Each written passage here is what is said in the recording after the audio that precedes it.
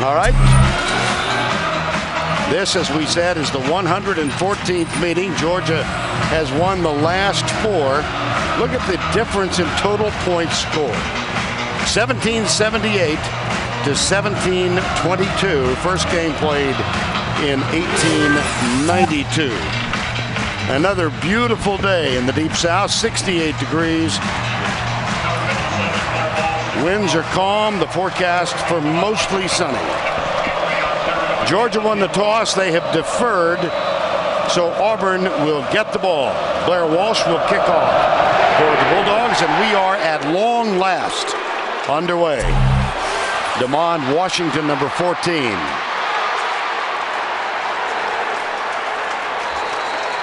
Gets to the 19, maybe the 20.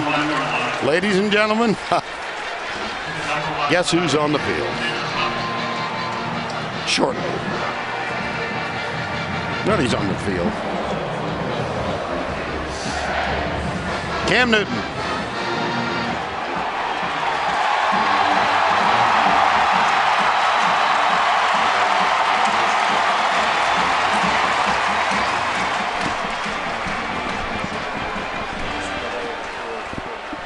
From the 20, first down 10.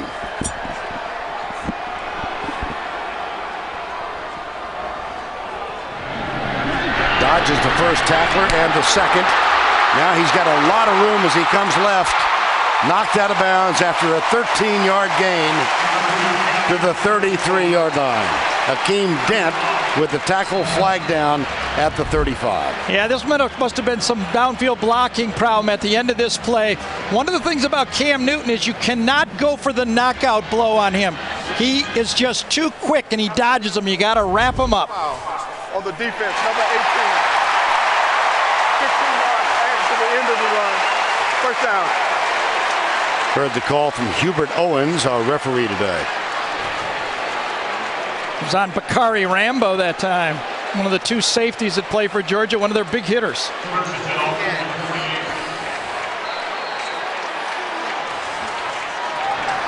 Ball is spotted at the 48-yard line.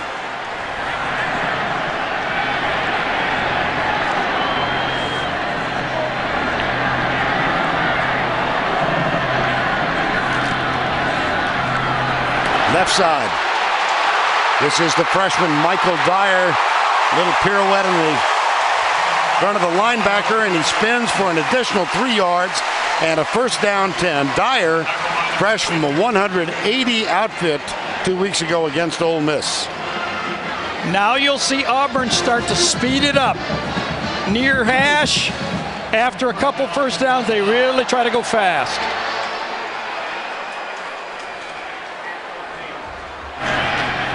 They'll try left guard this time. That's Dyer again, wearing number 5.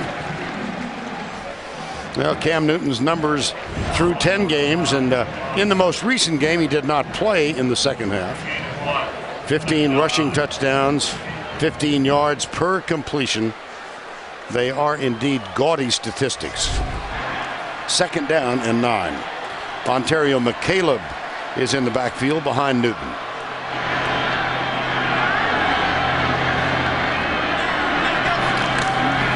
Quick flip, near side. Terrell Zachary. Now let's take a look at the Auburn offense presented by Chick-fil-A. Zimba making his 49th start today. That equals an Auburn school record. Barry Pugh and the rest. Adam Smith, Dyer, Zachary, and Cody Burns, former quarterback at wide receiver. Third down and 2. Gotten both tackles to the right side now. Zimba and Mosley lined up to the right side right here. That's their power. That's McCaleb in motion. And that's the way they go. Yeah. Look for the block from McCaleb. Here's Newton.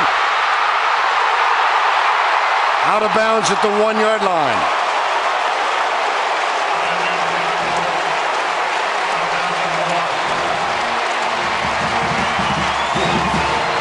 You talked to Gus Malzahn. He said one of our favorite formations has been bringing Zimba and Mosley, 73 and 75 together. Mike Berry pulls around, and you can see Cam Newton gets it turned upfield. He's just a monster. at the goal line, ruled out of bounds. And will they review this? My guess is yes.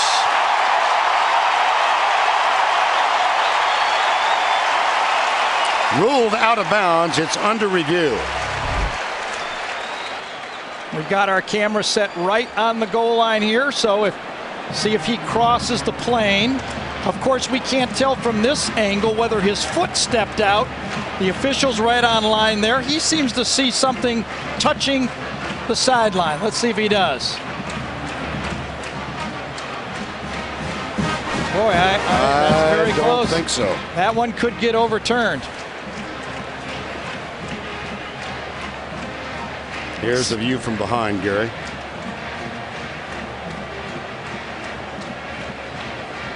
I think that's a touchdown. And, you know, never underestimate the importance of this. Remember, was it our first year or second year, Vern, that LSU game when they got it right down there against Florida, and then they fumbled the very next snap? It was a huge play.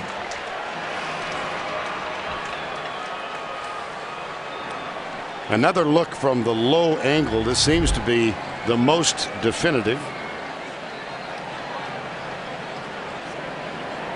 Now the pylon, his knee hits the pylon. And the ball seemed to be inside the knee. Yeah. That appears to be a touchdown. Well, that was a nice drive. 5 plays, 4 of them runs. That's one thing Georgia and Todd Grantham, their defensive coordinator, was afraid of. He said there's no way we can simulate Cam Newton in practice.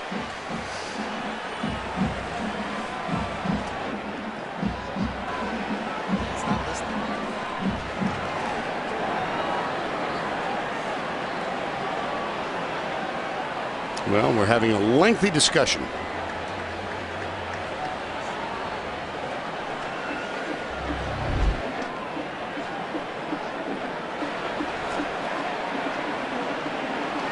Retired referee Doyle Jackson is upstairs in the replay booth today. You know what, if Vern, as we wait for this call, one thing I'm thinking of is I'm Aaron Murray over there, Georgia. I'm not surprised. I knew this was going to be a shootout. I mean, you're going to have to score, if you're Georgia, 35 points to win this game. You're only a freshman, but you got to know. Now a flag has been thrown from the far side. Excuse me, Gary. Don't see that every day. I think Marcus Doughton was engaged in some conversation. That's Bakari Rambo. It's not going to be a long penalty. Half the distance is about an inch. We still don't have the call from Hubert Owen.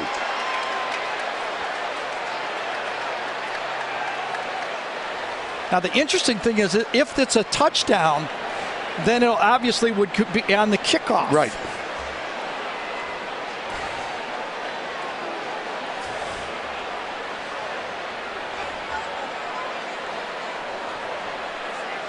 This is one thing about replay. They have to do it faster. Yes. It really just takes the air out of great plays. We see a great play there, and we're all waiting around for this. And they're still huddling. Oh, goodness. Take another look at Cam Newton's run with a, well, hold on. Here we are. After further review, video evidence shows that the ball carrier broke the play to the goal line prior to going out of bounds. Touchdown.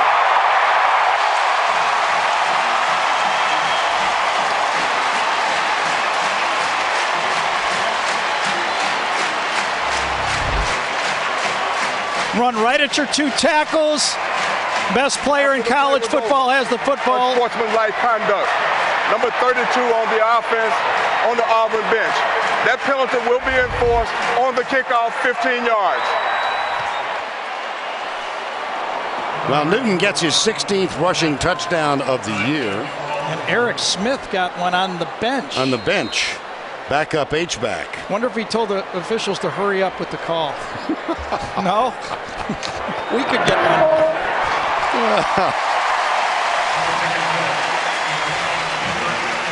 Yeah, that took a while. That's a big penalty, though, now. I mean, everybody knows it's a shootout type of game. They notified Gene Chizik first.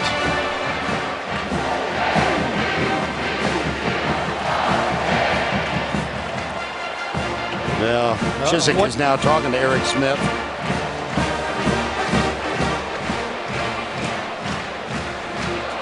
It's about how he talked to us on Friday, just like that. Yeah, but that was a comment. First game played in 1892.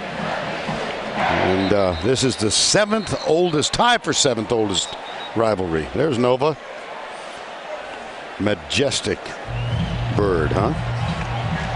Well, in a strange way, I think the pressure of being number 2 in the country and an undefeated season was all focused on Cam all week. Obviously, Gene Chizik did a great job of getting his team ready. Cam's going to play, and it looks like this team is not feeling the pressure of having to win this game to play for the West Championship or maybe play for the National Championship. Well, they will kick off from the 15 after the penalty called on the bench, Eric Smith. It's a big penalty. Yes. Wes Byram will kick.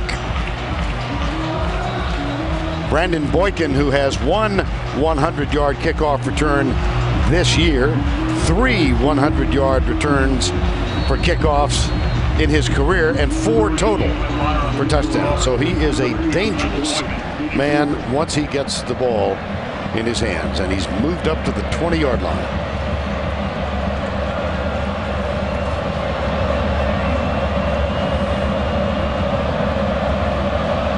Here's Byram. That's a good one. That'll chase Boykin back to the 14-yard line. And he doesn't get much, does he? He had no momentum when he caught that ball. He was actually going backwards when he caught it. Jonathan Evans, number 35, is the guy who got there. Watch Boykin. He actually takes a step back. He never got the top speed. That's a great cover for Auburn. Josh Evans, a backup linebacker. And now on the field for the Bulldogs of Georgia, redshirt freshman Aaron Murray has improved game after game after game. Mark Richt very, very happy with his quarterback. Chappis is the fullback, and Caleb King will open as the tailback. Play fake. Murray slips it out in the flat. It's a one-hopper to Caleb King. Now let's check the rest of Mark Richt's Georgia Bulldog offense, presented by Chick-fil-A. Sturdivant, Glenn, Jones, Bowling. He's there to contest Nick Fairley all afternoon. And Davis at right tackle. It's Green, Chappis, Ely, Wesleson is the starter. Charles and Durham, the wideouts. 2nd and 10.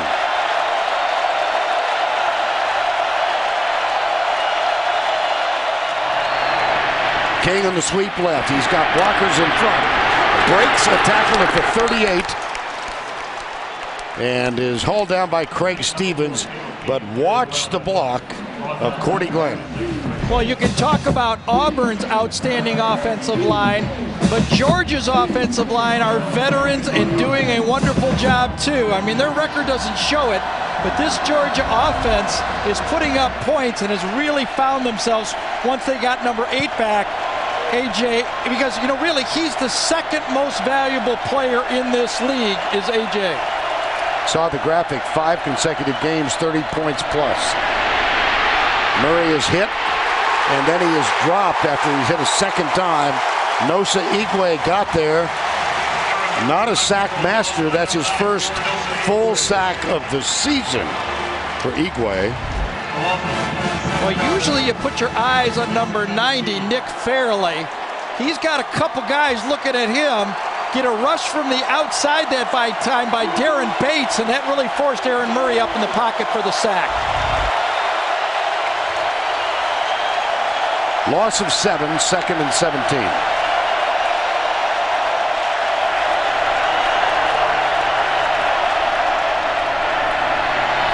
Murray, man open, caught. Orson Charles, his high school teammate, and the starting tight end for the Bulldogs. They were teammates at Plant High School in Tampa, where they won a state championship. Carter Clayton Fairley, who's making an All-American move this year. Ikwe had the last sack. Next up, Stevens, Bynes, and Bates, who's been out a couple of weeks with an injury.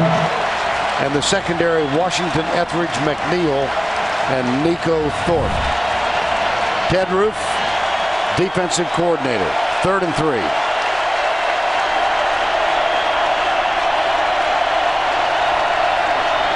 Blitz, crossing pattern. Inside, A.J. Green, first down at the 40. Well, I tell you, Nick Fairley on that quick pass was right in Murray's face. But outside, A.J. Green gets inside so easily from Bell that time. And Murray just does a great job, Aaron does. He gets pressure. And boy, that's the play that a few coaches have told, oh, it looks like they got their helmets stuck on that play. The face masks were stuck. A couple coaches have told me they believe that Nick Fairley is driving the quarterbacks into the ground, and to be aware of it. First down, Caleb King. A little bit of a struggle at left tackle. He picks up a yard, maybe a yard and a half. And a flag is down.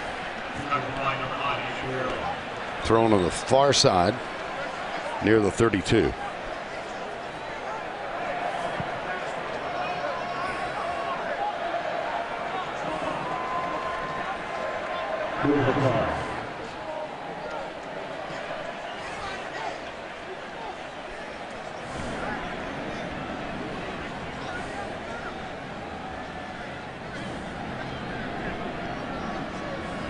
After the play was over, personal foul on the defense, number 14.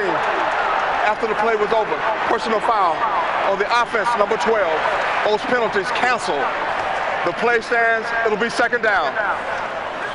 Well, Tavares King is number 12 for Georgia. And Damon Washington, Mark Richt is going to get in King's space. Yeah, and Mark is saying, listen, you had the penalty. We had 15 yards. If you don't retaliate, we're going to be 15 yards closer to the goal line. Wishon Ely is on the field for the first time now. We'll see him and Caleb King throughout the afternoon.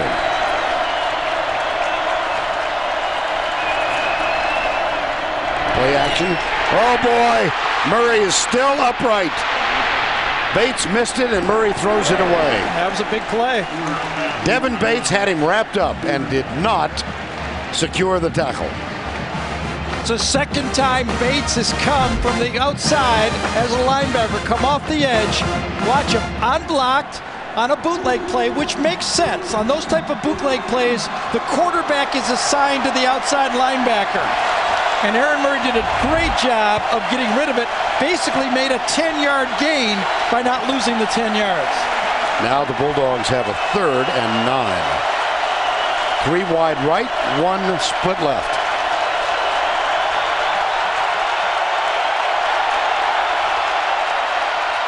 Quarterback draw, goes left. Close, I don't believe he got enough. Yeah, but this is obviously from the call. This is 4-down territory. They know, I believe, Mark Richt feels that Auburn is going to put points on the board, and he's going to have to convert some 4th-down plays in this game. That was Wishon Ely and Nico Thorpe trying to make the tackle. And it appears that Georgia will go for the first down. That might be too many men in the huddle. They're going to have to take a timeout. And they do.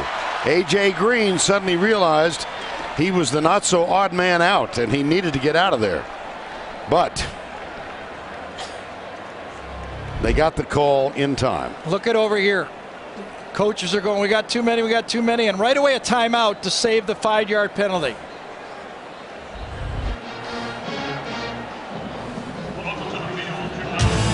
First timeout taken by Georgia. 4th and 2 when we come back to Auburn. Georgia ball at the 31-yard line. 4th down, a little more than 1. Sean Chappis is the fullback, number 49. And Ely is the running back.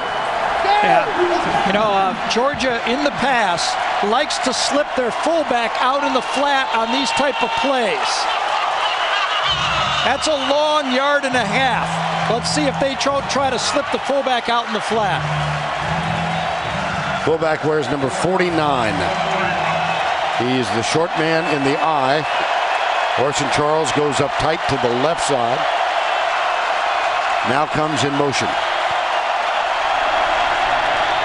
Play fake, Murray. Lot of time, deep. A.J. Green, touchdown, Georgia.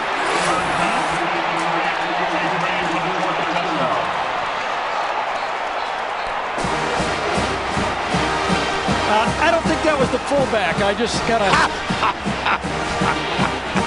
I was about to congratulate you for your astute analysis. Oh, I got the pass part right. Hey, you know you need points. You know you got a great player. Might as well give it to him, huh? Well, A.J. Green all but undressed Damon Washington, number 14 for Auburn on the play. Yeah, I think he felt he had help back here from a safety. Here's Damon Washington one-on-one right there. Let's see what happens. He feels he's got a safety. Where did the safety go? Oh, just bit over the middle on the play that time, and they got an easy one. You got number 2, we got number 8. That's a good matchup. It has been, as we said, a tumultuous 10 days in the life of Cam Newton. Let's take you through the timeline. November 1st, week ago Thursday, first allegations of a pay-to-play scenario. On the 6th, Newton threw 4 touchdowns at Chattanooga, said I did nothing wrong. Next development came on the 9th, allegations that Cam was involved in academic fraud at Florida and faced expulsion. There was more in the drama. Coach Gene Chizik and athletic director Jay Jacobs defended Newton very emotionally, insisted that he would be the starting quarterback today. On the 10th, Mississippi State confirms contacting the SEC regarding Cam Newton. On the 12th, Cecil Newton allegedly admitted that he asked for money without Cam's knowledge. And here we are. There was a council among the Auburn athletic department. We were told that the NCAA was part of the conversation, and a very conscious decision to have Cam Newton play in this game this afternoon. And here comes Damon Washington. He's out to the 27. And for more on Cam Newton, here's Tracy Wolfson. Well, guys, Auburn's 1985 Heisman Trophy winner, Bo Jackson, on the sideline right before kickoff. He went up to Cam Newton, gave him a big hug, and reminded him to stay focused. He's been very involved on the sideline so far, giving some advice to several players, especially after that last drive, guys. All right, thank you, Tracy. That news update was for the benefit of all of those who might have been stuck on a dead-in-the-water cruise ship south of San Diego and didn't know about Aren't you Cam afraid Newton. of doing that? I can't believe you're going to do that. Oh, I'm going to do it forever and ever. Keep my feet on the ground. First down and 10. Maybe we'll hand off out to the 31-yard line. 7-7 ball game. Murray getting some medical attention over on the Georgia sideline, and now a jersey change. You can see he's got the chin. Remember, Hudson Mason, a true freshman, is his backup. And Nick Fairley is going to the locker room, by the way. He sure is. Heading south. Newton. They slipped it to the right side. It's Ontario McCaleb.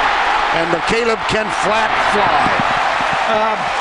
Little nifty ball handling. There is, however, a flag back at the 35. Yeah, it's coming back. I got a feeling here that Cam Newton practiced all week, because this takes a lot of practice. Look at the timing here. It's basically the Statue of Liberty play. Yep. Boise State did it. Watch, they're going to throw it one way and slip it the other way at the same time. Got holding outside. I believe it was on Brandon Mosley right there. Holding. Offense. Number 75. That penalty is 10 yards from the spot of the foul. Second down. Well, that wipes out a 40-yard gain by McCaleb. And a moment ago, as we mentioned, Fairley going to the locker room. And he has to get back out on the field. They were checking his shoulder when I was looking at him on the bench down there, and then he runs in. He's, I think, their second most important player on the field. 2nd down and 12 after the penalty on Mosley. Nothing there. Great job that time. Justin Houston, who is having a terrific season for Georgia, made the tackle. More flags down. Getting a little chippy, I think. And I tell you, it's being led by Mark Richt. And we'll go through the lineups presented by Chick-fil-A. Here's Gamble, Dent, Robinson, and Houston. Cummings, Ogletree, Rambo, and Boykin. Had my eye on Mark Richt all through this game. Personal foul. Number 57 on the offense, unnecessary roughness. That penalty is 15 yards from the end of the run. 3rd down. And Mark has been very animated on the sidelines about penalties, about his defense. That's his most involved. I really got the feeling he thinks his team is, as he told us, it's much better than their record, obviously, but that they can win this football game and make something out of this season. That penalty was called on the right guard. You might think of it as Byron Isom. He pronounces it Baron. He headbutted as he got up out of the stance and headbutted. Watch this. See the headbutt? Right there. Here's Newton back. Deep across the middle. That one wanted. Intercepted. Picked up by Bakari Rambo, number 18. Newton picked off. There's also a flag down. He is all the way down to the 1-yard line. There is a flag in the backfield. I think it's going to be holding on Auburn, though, and it's not going to come back. 73 on the offense. That penalty is declined. The result of the play stands. Well, you can't throw a football any better than this, but as we talked about in the open, you're going to see the squaring come right across right in the middle. It's a well-thrown ball, but there's a little bit of nerves going on. Emory Blake right through his hands, and you know what I've talked about is when you have a great player, you get the feeling like, well, with Cam, we can't lose, and that's not the case. This league is much too tough. Rambo with the interception. He is ruled to have stepped out of bounds at the 9, where Georgia has it 1st and goal. And Nick Fairley can't be out there.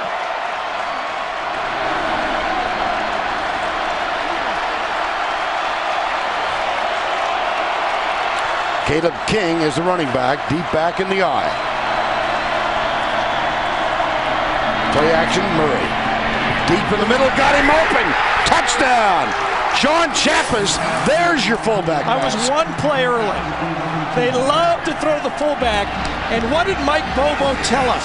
We love the matchups. We think we have some big plays against these guys.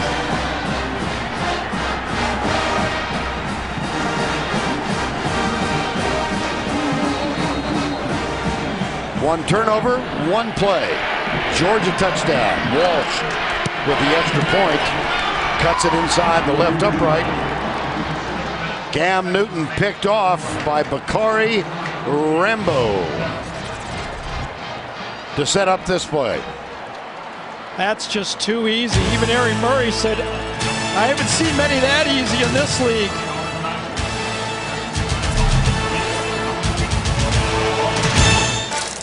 Now it's time to look at our Home Depot tools for success. There's different ways to use a great player. Here's Green right here. Now watch it. 2 receivers attract 3 defenders. And what that means is the fullback is matched up on the linebacker. You run a play action pass right at him. The linebacker takes a step in. Easy touchdown. That's how you design plays. That's why those coaches stay there till 10:30, 11, 12 at night. Perfect call from Mike Bobo. Is that why you're not in coaching? Well, yes. I don't know. Maybe I couldn't get along with everybody either. From that was 30. nice, though. Wasn't that nice? Yeah, it was. Not if you're an Auburn fan, but if you're a fan of football and design and good coaching, that's a well-executed play. Just see that graphic. Last year, Georgia -16 in turnovers. Now they have completely turned it around, if you don't mind. And they're +8 for the year now. Here's DeMond Washington at the 15. And he does manage to reach the 25-yard line. For more on Nick Fairley's circumstance, here's Tracy. Guys, Nick Fairley just came running out of the locker room. As you mentioned, a right shoulder injury. Renowned doctor, Dr. James Andrews, on hand checking him out. They added some extra padding underneath that right shoulder pad. They do expect him to go back in. I think that's a play when he drove his shoulder into the ground pursuing on that third down play. First down 10.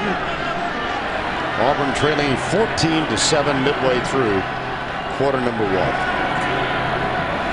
Cam Newton, question mark as to whether he would start in the last 36 hours. And he did start, as you know. Here's McCaleb going right. Gene Chizik very emotionally on Wednesday said he is our starting quarterback. And then it was really an unusual week because I'm sure after a conference with all the athletic department officials, athletic director Jay Jacobs, I'm sure the president, they decided to go into what Tony Barnhart called the lockdown mode. No comment was the operative phrase around here for the last 2.5 days. Second down. Newton. Got it. At the 30. It'll be third down. That was Justin Houston. The SEC sack leader, Justin Houston. And what Georgia has, I think that Auburn noticed on tape, is speed. Top to bottom, this Georgia defense probably runs as well as any defense, probably on a par with LSU. 3rd and 5.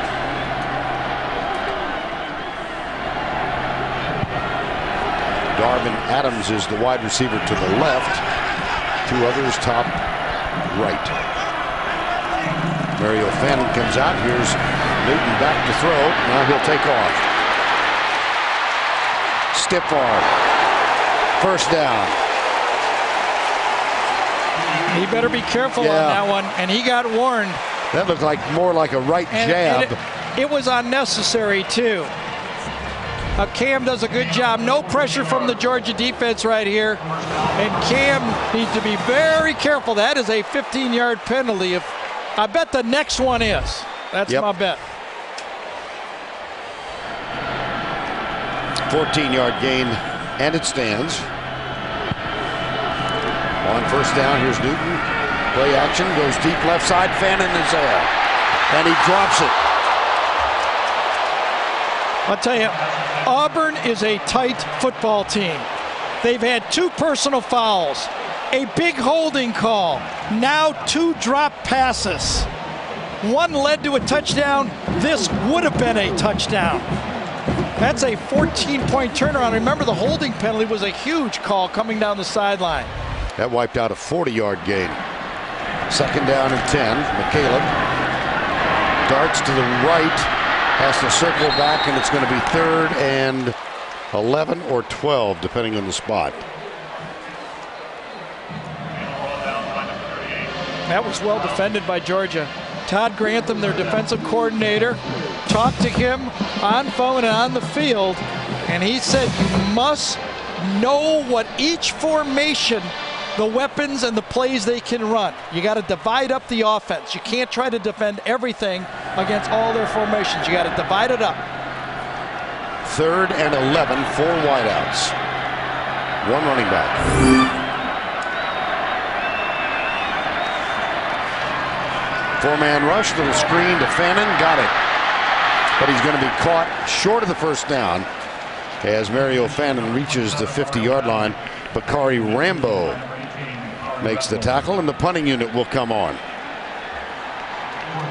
This has been an area where Gene Chizik has expressed his displeasure. He's gone back and forth with 2 punters this year. He's got Ryan Shoemaker, a senior who started the season. Then he gave way to Stephen Clark, and now it's Shoemaker who's back on there. Logan Gray back to return it. This is a good one. Gray will let it bounce. Oh, he missed it. That's 3 big plays. That's a 20-yard play again. to Charvin Bell, number 22, right in his mitts. This is going to be on the 1 or 2 yard line. My goodness.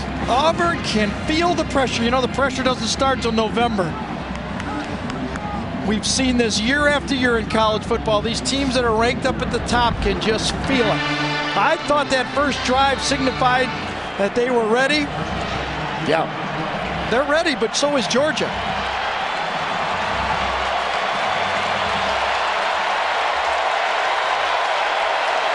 From the 20 and a 7-point lead. First down and 10. Aaron Murray, bandaged chin and all, blitz coming from the corner. But they break through it. It's Ely out to the 30 and perhaps a little more. Yeah, that's another one of those great second-year coaches, Brady Hoke at San Diego State, doing a great job there. Fairley's back on the field. Here's Murray, play fake. Again, he's got all kinds of time. One team's making the catches and one team isn't.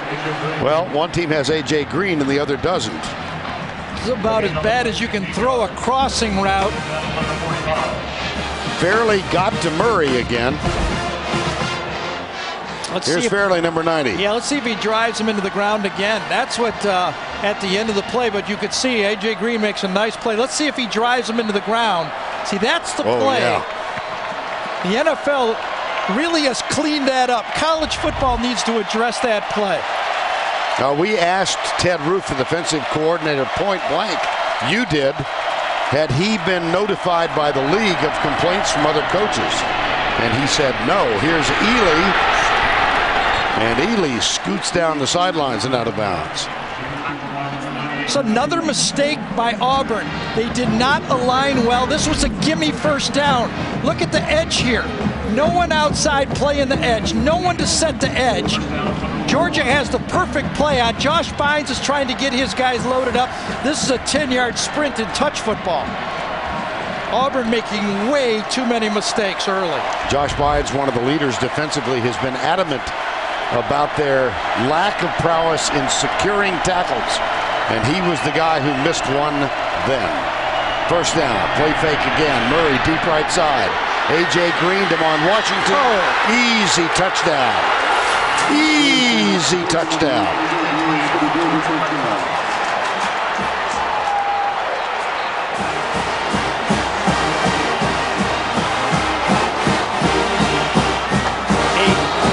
Slight nudge by A.J. Green there. There was that. Let me put it this way. It was a professional nudge right there. That's how the guys do it in the big leagues, right there. Damon Washington was defending, and for the second time, A.J. Green wins the battle. He underruns the ball, means he knows the ball's in front of him, so he waits and watch the subtle nudge. Little nudge, and then go get it. Aaron Murray threw it. 21-7. Well. Oh, yeah. I'm telling you, Georgia can play with anyone. And had they beaten Florida, with South Carolina's loss, they'd be playing to play in the SEC East in Atlanta. Mark Richt still sick about that, right? Yeah, he was telling us in a phone conversation on Friday, he knew what was at stake in the loss to Florida. Well, Georgia, an explosive opening quarter, 21 points. Mentioned that offensively they've scored 30 points plus in the last 5 games. Here's Blair Walsh. Damon Washington, number 14. And let's take another look at A.J. Green's touchdown catch. Flag is down. Let's take a peek on the bottom right-hand part of the screen right there. Watch the arm extend. Watch it back and forth. Arm extend. A.J. Green. Now, usually if you want to get away with this, you have to kind of push with your elbow. See that extended arm? That was enough that Devin Washington had no chance for this one. It was well played, and A.J. ran through the ball, which is exactly what you're supposed to do. Not run past it and turn around. He judged it beautifully. 4 catches already. During the return, illegal block in the back. Number 23 on the kicking team. That penalty is 10 yards from the end of the run. First down. Jakar Hamilton is the fella guilty of the foul. Auburn trailed by 17 points earlier in this season. They came from behind to defeat Clemson. They were down 13 in their win against South Carolina. But you know what's not on that graphic? Not when they were the #2 team in the country and all the pressure was on them. We will see how they will respond.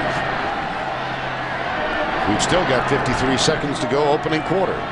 Newton led them on an opening drive touchdown. It was like a knife through butter. They just zipped down the field. Here's Newton. Got him. Nothing.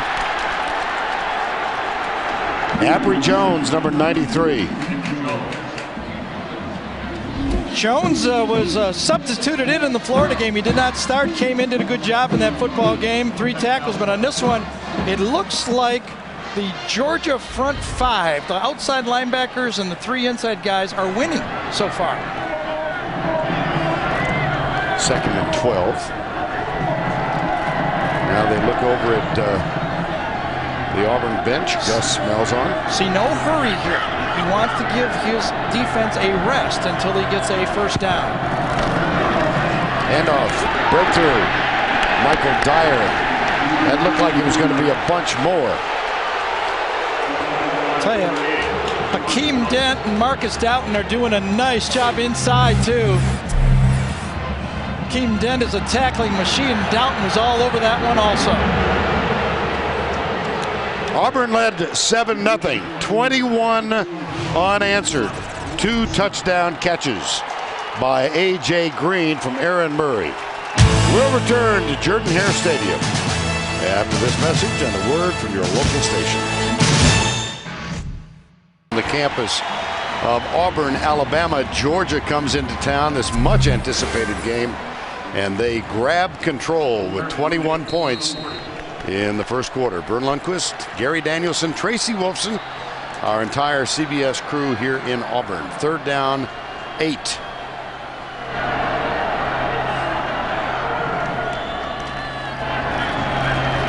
A lot of time for Newton across the middle, tipped away. Interference. It's going to be interference. Cody Burns. That's 18 on 18. Bakari Rambo and Cody Burns. And take a look, Gary, as he comes from the right side. On this play, Georgia had a spy, so Cam Newton had plenty of time to throw and a little bit too aggressive on the play for the Georgia defensive back. Pass interference. Defense number 18. The ball is placed at the spot of the foul. The penalty carries an automatic first down. Rambo saying, who, me? Yeah, Yeah, you. that's what it's called. Yep. And now after a first down, I think you'll now try to see the up-tempo game. Ontario McCaleb is alongside Cam Newton. They have moved just across the 50. 21-7 Georgia. Got off to a 1-5 start. Now at 5-5. Newton nailed. Well, with Darrell Gamble's tackle, the frustration continues now for Auburn. You know, it just seems to me, with all that's been going on for a week and a half, that we should be in the 4th quarter. It does seem like that, because the anticipation of coming to the stadium, right. Will he play, watch him. I actually think that's the way Auburn feels in this football game. They're almost out of gas. They're so emotionally into the game, they haven't caught their second wind yet. Up the middle, Newton. 3rd down and 1. Here's Newton, 5 yards back. He'll take it at right tackle, spins. First down at the 35, and a quick mid-course correction. I said Georgia started 1-5. It seemed like that to them. They started 1-4, and then they got A.J. Green. He came back. Remember, A.J. Green sat out 4 games with a NCAA-imposed suspension. But 5-5 now. Came back in their 4th loss in a row. That was to Colorado. And of course, quick snap here. Here we go. Got it. Toss. McCaleb trying to turn the corner. Can't quite. Well, Georgia. A.J. Green suspended because he sold a jersey to an agent. Fessed up right away, said he knew when he completed the transaction he had made a mistake. He paid a 4-game suspended penalty. Their record without him 1-3, with him 4-2. And he gets to rest now. He's got 2 touchdown catches in this game.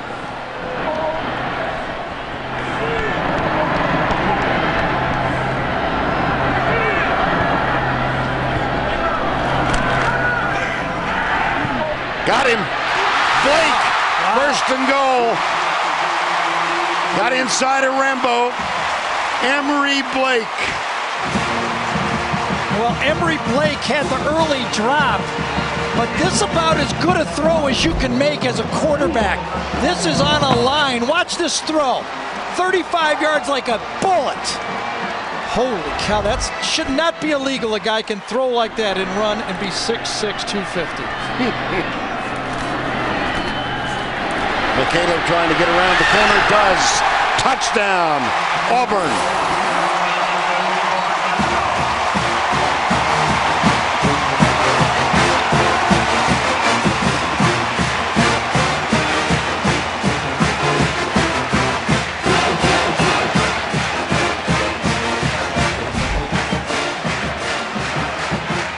Hammer right on the line. And right over the line. That's that speed by Ontario McCaleb and the quick snap and the hurry-up offense from Gus Malzahn's offense. McCaleb weighs in at 167. Had the big tie-breaking run of 70 yards in the win over LSU. 5 straight games with a rushing touchdown. Let's take a look at the 2 key plays in this drive. Well, watch this throw. This is the one that everybody at the next level will say, ho, ho, ho, ho, ho. And then real quickly get up there, follow the pulling guard, and just outrun the defense to the corner. Power, arm, and speed. You know, we're very privileged, Gary, you, me, Tracy, our crew, travel throughout the SEC, and it's tough to decide favorite sites, isn't it? It is for me. It's wonderful all over college football, especially at this time of year in the South. Ain't bad, though, I'll tell you that. Well, this is on the short list. Auburn, Alabama. And it's been a very difficult week for them. There's just a plethora of accusations flying back and forth. And the decision made, as we will revisit throughout the afternoon, to play Cam Newton in this game and the next.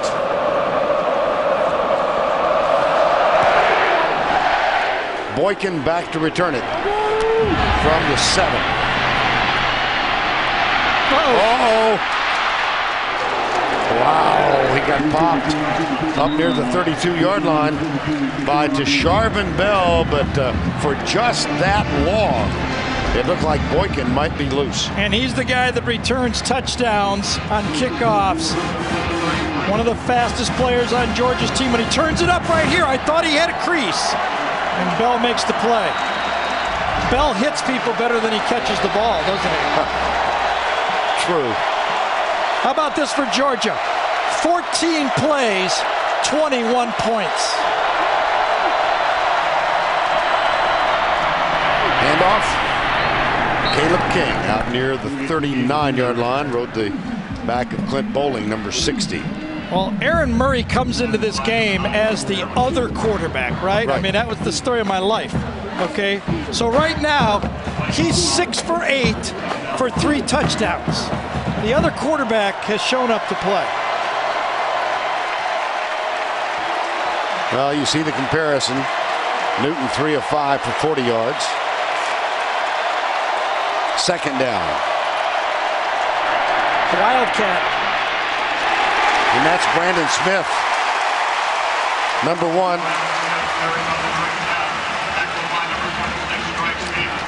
Brandon Smith, who in his career, now he missed 3 games with a concussion.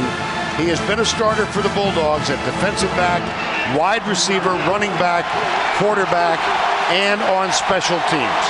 He's a pretty good athlete.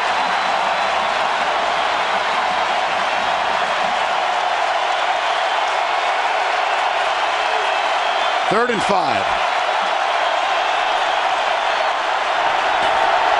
Green wide left. Murray looks the other direction.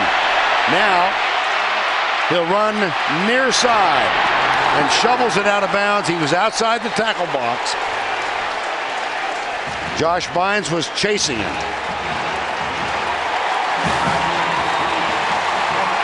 No flag, but there is a 4th down. Well, once he's out of the tackle box, he knows it's legal. All he has to do is get it across the line of scrimmage there, and it's a positive play. I mean, this kid thinks, as for a freshman. I mean, Mark Richt could not stop raving about him.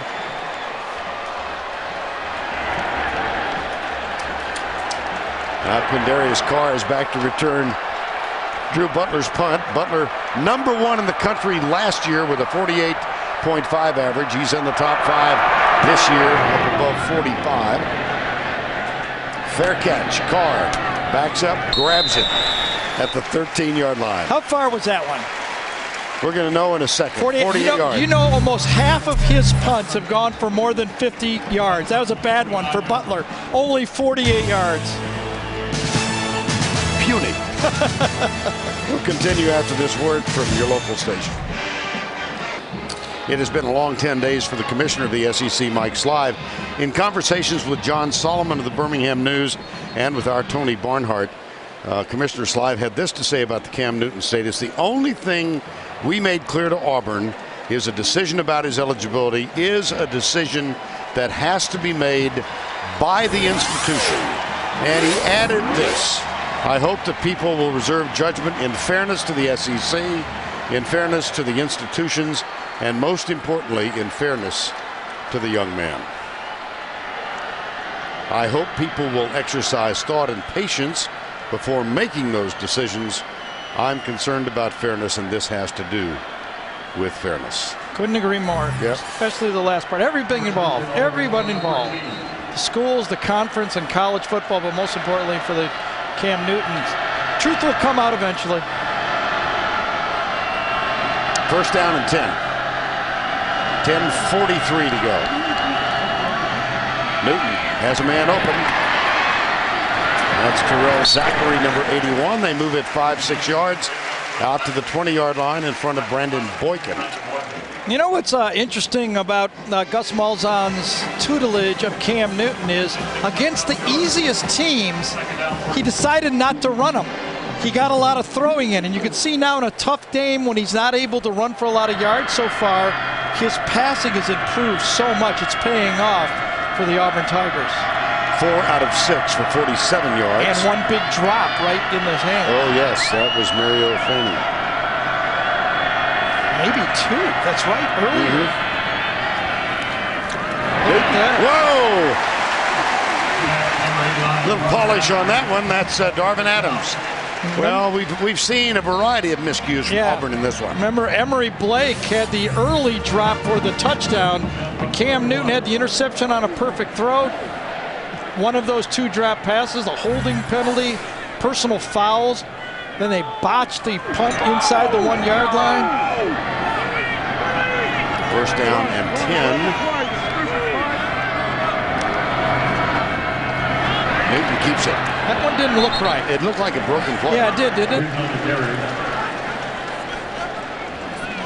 Maybe Dyer and Newton misconnected.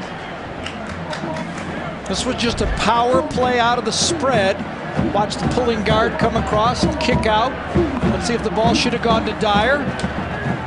Yeah, he got a little confused there. That just didn't feel and look right. They got a positive play out of it. 2nd down and 5. And Georgia stops him. It'll be 3rd down 2, perhaps. Akeem Dent, who leads this Georgia team in tackles. There's number 51. Came into this one with 94 tackles. So he's, barring injury, certain to go over 100 again this year. 3rd down 2. Nice late sub there by Georgia. Not panicking at all. 3 down defensively. They bring 3. Cover over the left side. Here's Newton in trouble. Got him. I'm telling you, give that one to Todd Grantham. Late before the snap, he brought on an extra defensive back, and I think he outwitted that Auburn offense. Keontae Tripp, number 31, I think is the guy that finished it. Auburn on short yardage brings receivers out. A late matchup brings an extra DB. Only a 3-man line. And Keontae Tripp kind of cleans it up. Nobody open on the play. And so 4th down now. Brandon Smith is back, calls for the fair catch, takes it at the 35-yard line. Among those who was involved in that tackle was Keontae Tripp, who today is wearing number 31 in honor of Quentin Banks. Each week, a different member of the Bulldog team wears 31 for Quentin Banks, who had to give up his career with knee injuries. This guy was a high school classmate of Cameron Newton's. 7:45 to go before the half. Georgia, 17 plays, 21 points. How about that bottom one, though? 8 plays of more than 10 yards.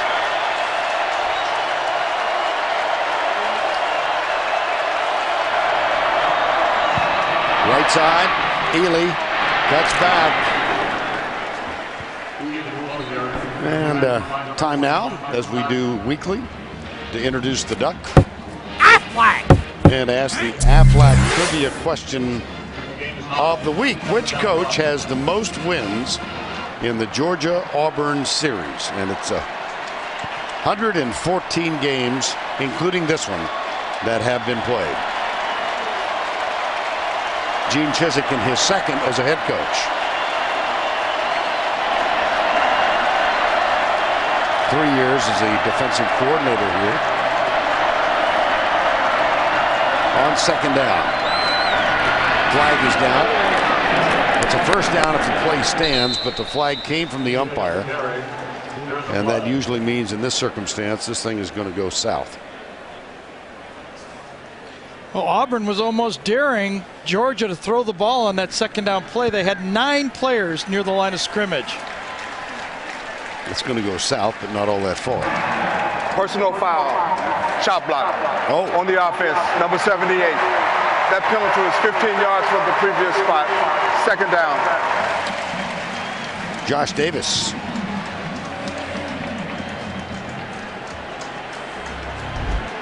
I think it's going to be on Fairley. Let's see who gets him. Engage and hit. Oh yeah, that's the one. Engaged by Bowling, and then a throw by Josh Davis. And I really applaud the officials for calling that one. That is the dangerous one for those defensive linemen. 2nd down, 17. Georgia in the eye. Murray throwing the ball to 6 of 9 for 121 yards. He launched deep. He's got a man open. Oh, look at that. How about that?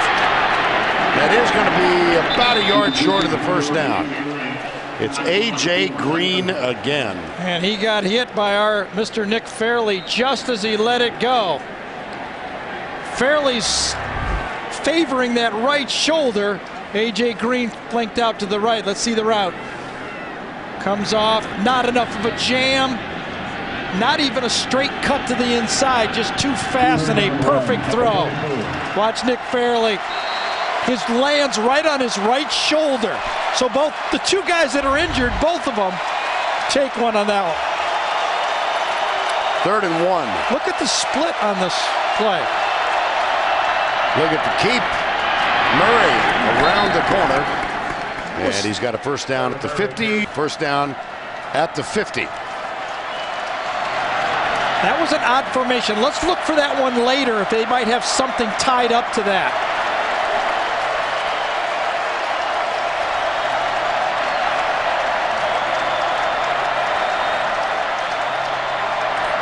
Play fake.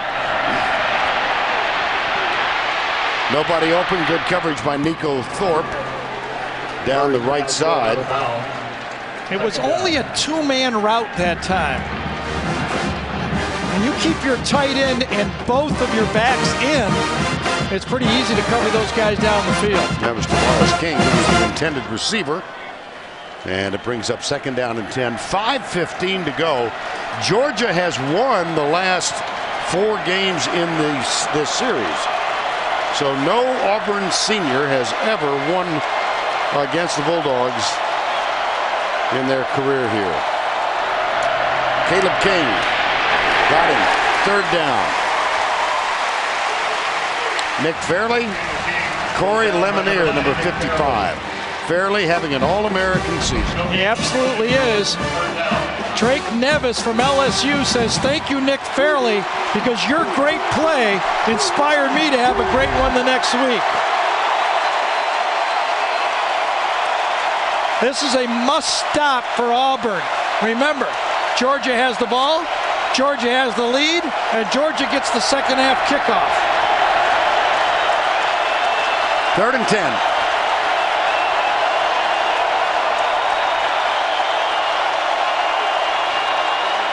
Flag. Might not have gotten the play called in time.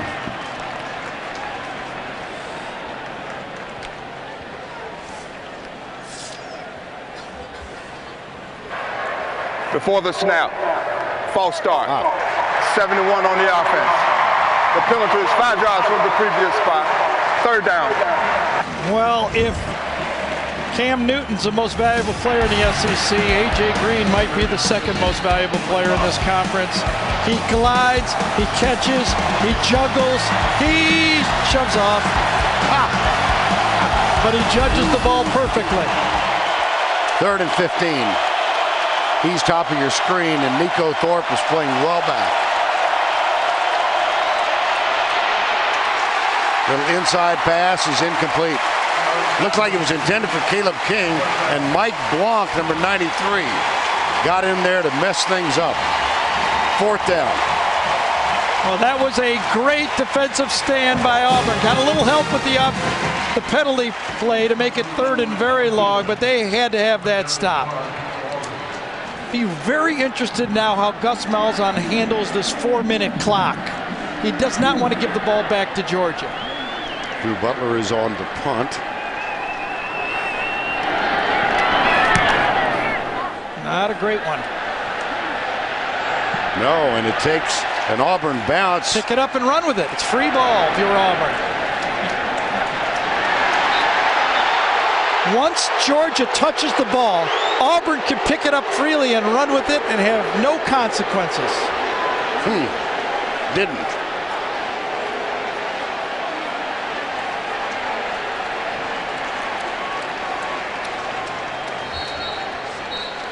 Now it's going to be spotted, it appears, at the 26.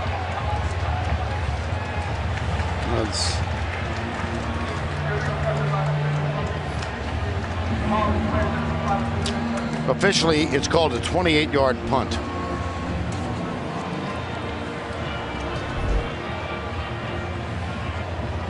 Well, there's the touch. Here's Gamble. Gene Chizik, 0-2 against Mark Richt's team. Mark Richt was talking with us Friday about the biggest win in his 10 years in Georgia, and it came here 2002 as David Green and Michael Johnson hooked up on a touchdown on a 4th and 15 from the 19. Here's a quick flip, and the Bulldogs won that one 24-21 and won the SEC championship that night. Here we go, 3:37. What do you expect from him? I think that they're going to try to take clock and at least get it under the 2-minute mark before they really, look at that. They are taking their time. This is not the hurry up.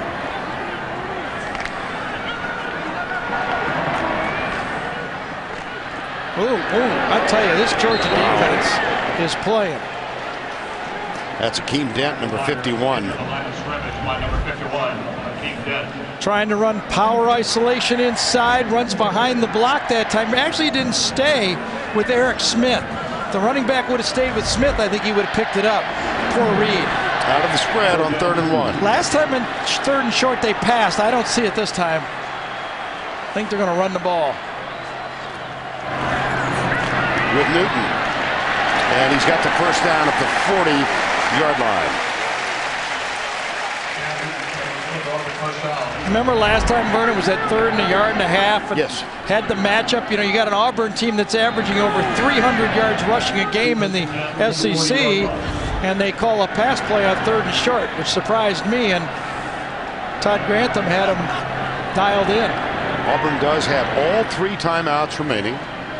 First down 10 with 2:24 to go before the break. Newton with the play fake to McCaleb. Deep left side, wide open. He caught. He threw that flat-footed. Oh my goodness. Emory Blake on the cut was open by 5 yards. That's a 25-yard gain. Yeah, all the way across the field. Newton flat-footed just lets this thing go at the last second. Play action pass, rips it. He didn't even step into that throw. It was a wonderful route by Blake, and now the whole offense is there.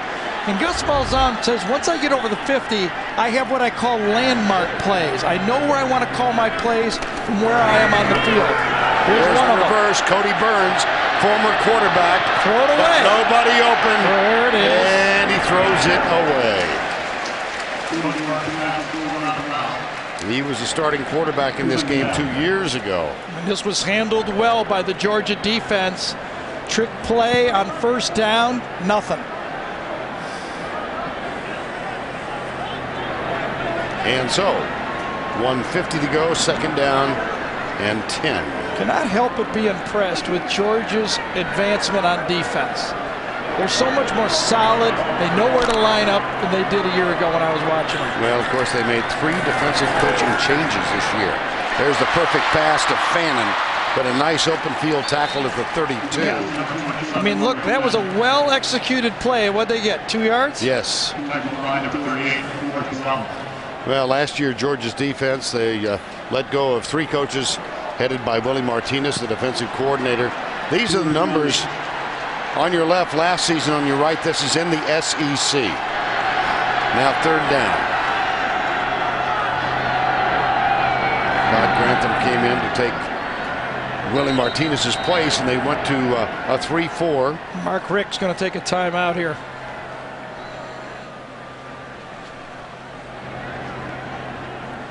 And it comes with 1:14 remaining in the half. Doesn't look like he wanted the timeout, did he, right there? He was like saying something to the official that you misunderstood me, it looked like to me.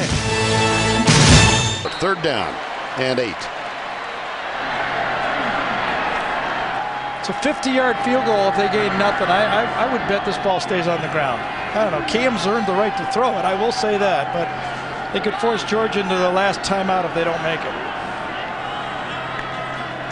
Georgia bringing 3. Newton has it. Little stutter step. Newton first down at the 20. That's never a bad call. He's a weapon, isn't he? Yes. Yeah, keep it on the ground. Yeah, keep it on the ground. The clock is going to start. Auburn has all 3 timeouts.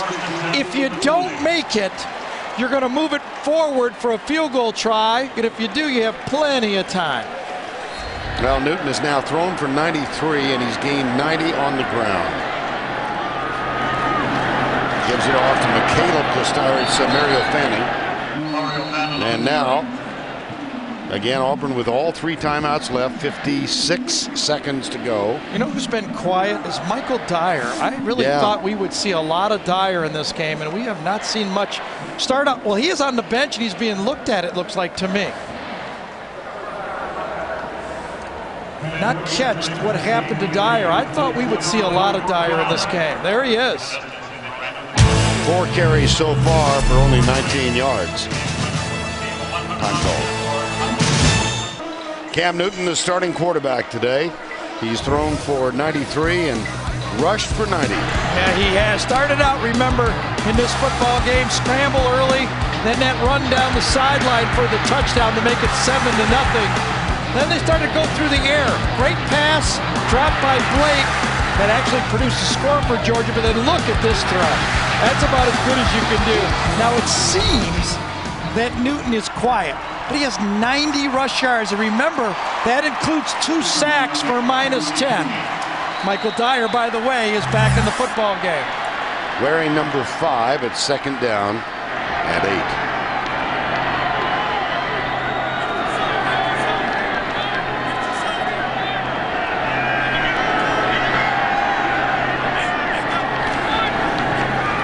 Still has it. Drills it in the end zone.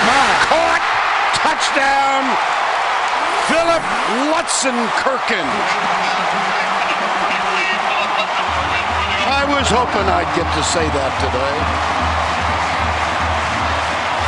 Ladies and gentlemen, this just is not that easy to do. This is another bullet by a guy that's rushed for 100 yards in the first half. Remember, he's had a couple sacks. Gus Malzahn says, "You're a freak." Lutzenkirchen's third catch of the year for a TD. Wes Byram's extra point is up and good. Now remember, he's rushed for, as Bo Jackson just gives him a handshake right there, he's rushed for 100, and he's 9 for 11 throwing with 2 drops. And so the Auburn Tigers have come from 14 down and tied it at 21. Cam Newton out of Westlake High School, College Park, Georgia. 9 of 11, 111 yards, and a touchdown pass. He caught that one, put it in the arms of Philip Lutzenkirchen. Lutzenkirchen had to catch that one. It would have gone right through him. Did you see the sign? Yes, we can, with Bo's picture on it right there. Yep. With Cam's picture. There we go. Yes, we can.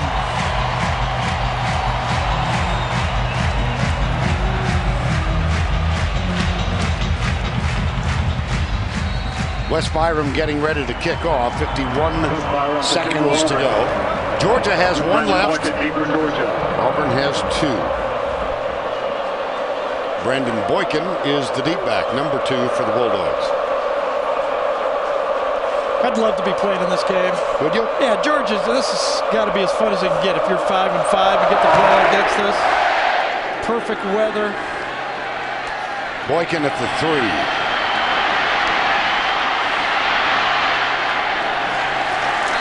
Got and dropped at the 20, and let's revisit the touchdown. We gave Mike Bobo an attaboy on a play call. Now watch this one. Watch the subtle roll by Cam Newton and what it does. It draws the safety over. Look how wide the safety is. The half roll produced the seam, and that's, again, the design by a coach to make that play. And you know what? Comes to the sideline. Bo knows talent. Bo Jackson, one of 2 previous Heisman Trophy winners at Auburn University, the other being Pat Sullivan. Caleb King goes right. Oh, boy. Stevens, the linebacker, got him. Number 46 with help from Josh Bynes, number 17. Watch Georgia 2 out of the last 3 weeks, and they have competed like mad. We asked Mark Richt, you know, it's such tough loss against Florida. Can you get your guys ready again? He goes, yes. I love this team, and it's a very good team, and we will show up and we will play. Georgia has decided to save itself for the second half.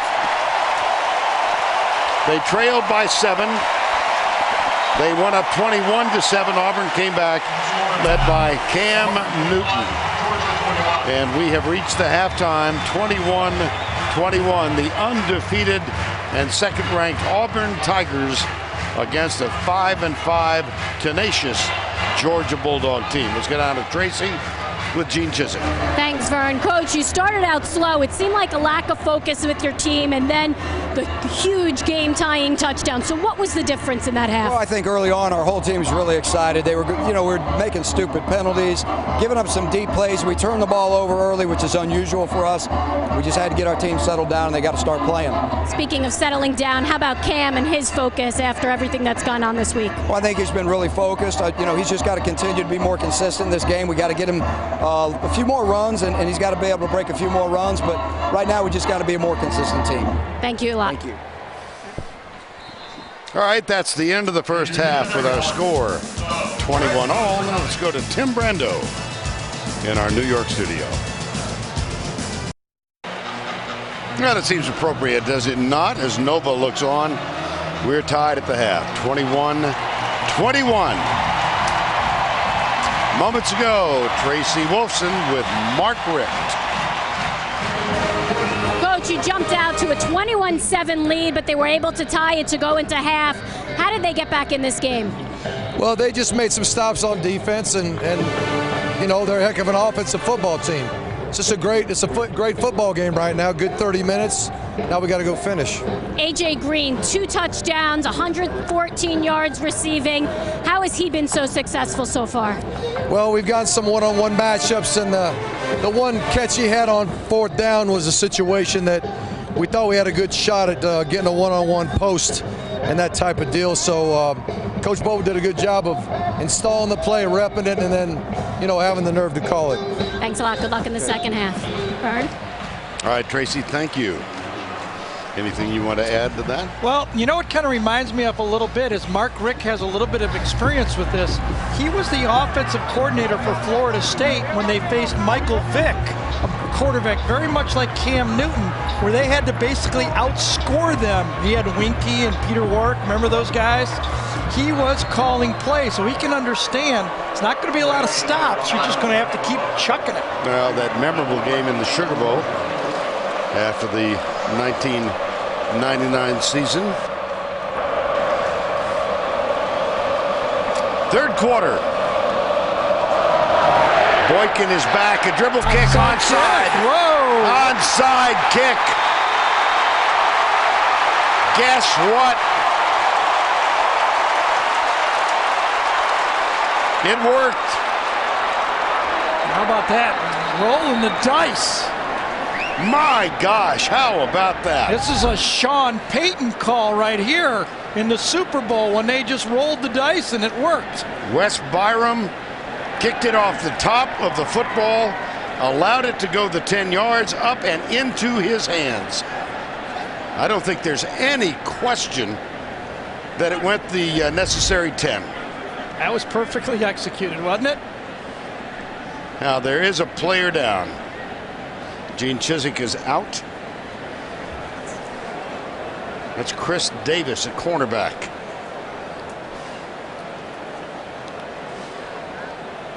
Let's see if we can see this on the right side of the screen. We're told number 11 right here. Oh, tries to stick his head in there. And you can see he tries to get up and then can't. That's a good sign, though. Yeah, sure is. Chris Davis, number 11.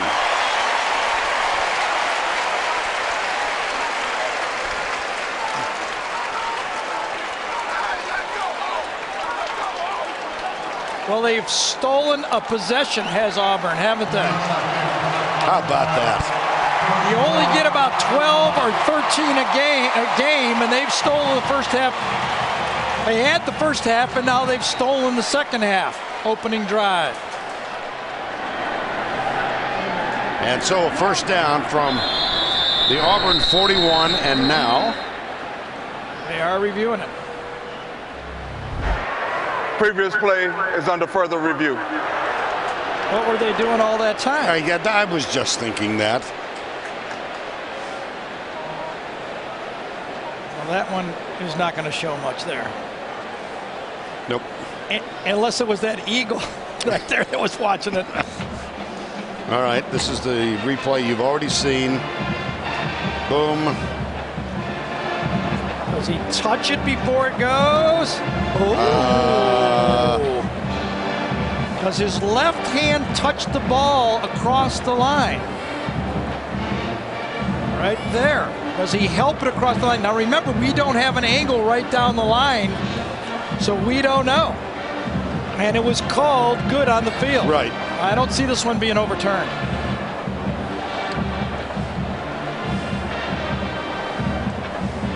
I think I might have to apologize to the replay official. That's close enough to look. Especially if I bump into him in the elevator, too.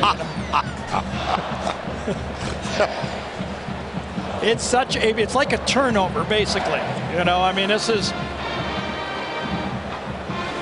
all half. Georgia's going over first series. Here's what they're going to do. Does he touch it? Well, he actually grabs it. He doesn't look there like he helped it across. Just a guess. it's going to. Not enough evidence. No, to no overturn way. it. No I way. don't think so. I don't think so either. How about that discussion in the locker room at halftime? Okay. That's what I said. That was a Sean Payton just called. Yep, Sean Payton. He said he's enjoying the game. That's what I said. Only that was Super Bowl. Really like to see you open the third quarter with an onside kick.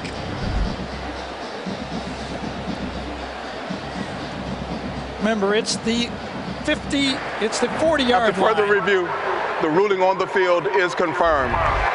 First down. And so, that's a fairly pretty shot, isn't it? Looking west, obviously. Here's Chiswick. Just a footnote. Wes Byram said, I knew it all along. First down and 10.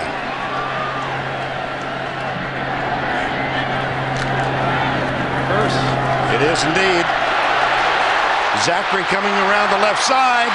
Breaks a tackle, gets a block from Cody Burns, and that gives him an extra 10 yards.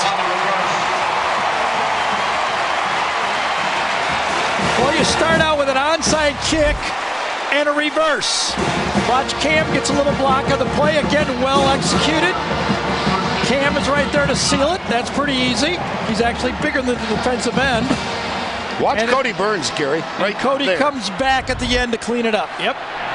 And then a quick snap, which is part of the game plan. Michael Dyer doesn't get much. Well, he picked up a couple. There's another player down. This player for Georgia. Looks like it's DeMarcus Dobbs, number 58.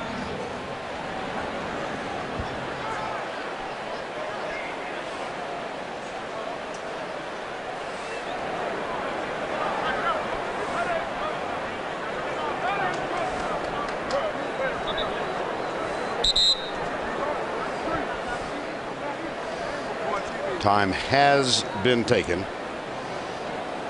and we'll step away for a moment. Here it is right here. DeMarcus Dobbs is going to fall into Brandon Mosley. His head gets jarred back. Not sure if it was Mosley, but you saw his head snap back, and it's good news that he walked off. Yep.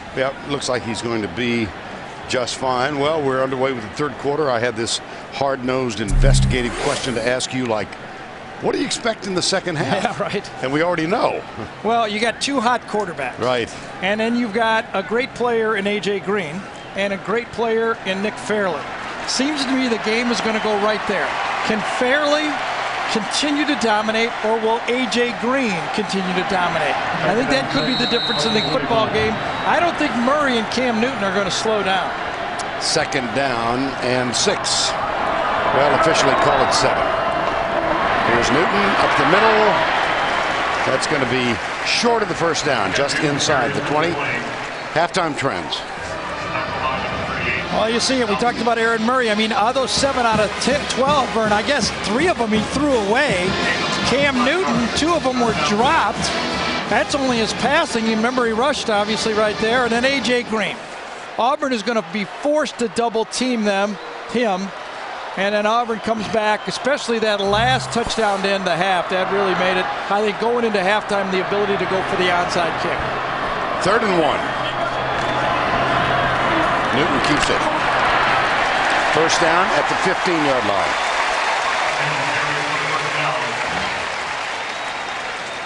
And they're going to hurry. They're going to hurry. Look at Malzahn. Yep. Get out there. Newton now with an even 100 yards rushing.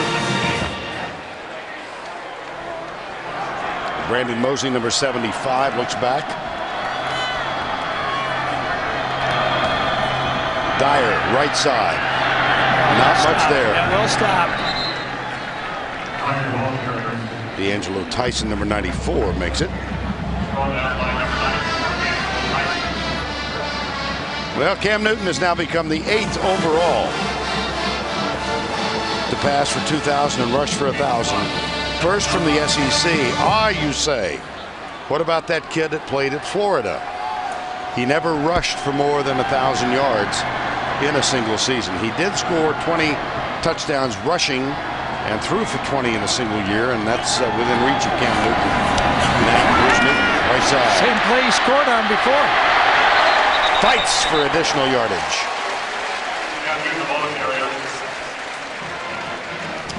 I think it's just instincts. When you see this guy coming, the linebackers, when he comes across with that speed sweep, you have to try to get outside with him, and you end up overrunning it and take the block inside by Mike Berry that time. 3rd down, 2. As much as you're taught by your coach to stay disciplined with your eyes, I think that speed guy going across the formation really gets you out of whack. 106 yards. 5 times this year he has rushed for more than 170 in a single game. Yeah, they're going to have to take a timeout. Yeah. You don't see Auburn mess up formations much. They probably practice formation, aligning for formations in practice more than any team I've seen. 21-21, important 3rd down coming up. We'll be right back. 87,451 paid in attendance. That's a full house. As you can see from 2,500 feet up, aerial coverage of the SEC on CBS Sports provided by MetLife. 3rd down, 2. Are you just tempted to give it to Cam 2 straight plays and say no way they can stop us twice in a row? I mean, you went onside kick. Do you want to get 7 points? Obviously, but you know, I mean, you just say we're going for it on 4th down also. That's McCaleb with him. Here's Newton. There's one. Darts inside. It'll be 1st and goal. Pretty good option. Yeah. His rushing average is going to go down, obviously, when he runs these short yardage plays, but his value remains high. And you know, and it does feel, I just have to say, it feels like Georgia's doing a good job against him. I mean, that's how talented he is at throwing the ball. Well, look at the Verizon red zone stats. They got the overshifted power to the right again. The 2 tackles to the right side. McCaleb is split wide to the left. Here's Newton going right. Cuts it up. Struggles. He's at the 2. It'll be 2nd down.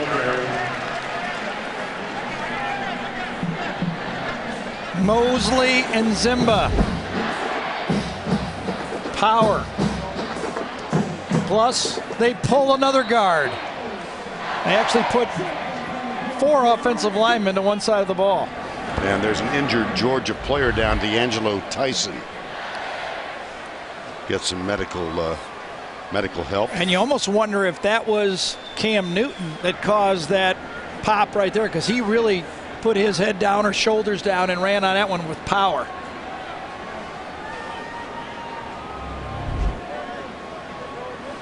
Turns it up. It was. I think so. Maybe his thigh or whatever. Appears to be okay. He will walk off unaided. Opening moments of the 3rd quarter.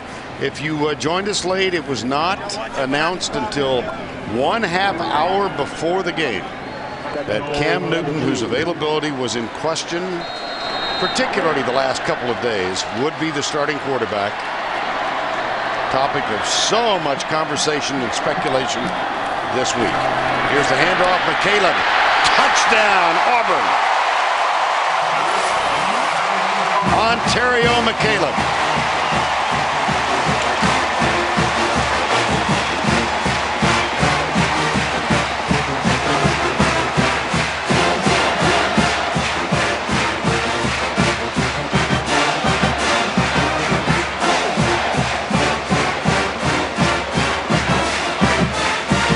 Wes Byram for the extra point. McCaleb from 2. It's actually the same play that McCaleb scored earlier is going to come over. Watch Cody Burns here. Former quarterback gets moved out to wide receiver just enough to get in the way to make that crack right there. McCaleb turns it up. Boykin's the only one. He's not going to stop him. Well, there's Trooper Taylor, wide receiver coach. He can be dangerous. Sunset in Auburn, Alabama. And the Auburn Tigers have scored 21 in a row. Opened the third quarter with an onside kick, and they get a touchdown from Ontario McCaleb, his second of the day, to go back on top by 7 points for the second time in this ball game. They opened the game with a touchdown drive, a quick one, and Cam Newton scored from 30 yards out, 7-0. Georgia with 21 unanswered. Auburn came back to tie it up at the half and now has taken the lead. Byram Boykin back, this time almost a pooch kick, and it's taken up at the 25-yard line, and Georgia's going to get good field position out of this at the 35. Sean Chappis, the fullback, came up to grab it. Caleb King is behind Aaron Murray.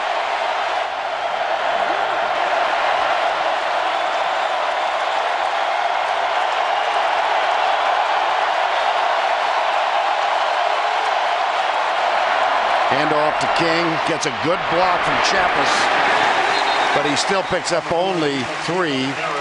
Craig Stevens, number 46, with the stop. Well, Georgia started this football game. Obviously, Auburn scored first, but then they had the nice drive, the turnover for a touchdown, and then the 4-play drive on the long touchdown pass, okay, to AJ. The thing that strikes me is, with 5 minutes to go in the half, remember that? It was 21-14. They had the ball about midfield. Now they come back for their next real drive, and they're losing. A 14-point swing. Second down here. That's Chappis, the fullback. A.J. Green in tight to the right. Play action. Here he comes. Murray in trouble. Nosa Igwe. Yeah, but Nick Fairley. Yeah. Watch Nick Fairley on this one. They cannot block this guy. Inside. Igwe's going to get the sack, but they cannot handle, and that's what forces Murray up in the pocket for the sack. Clint Bowling, Ben Jones, and Cordy Glenn have not been able to handle number 90. 3rd and 15.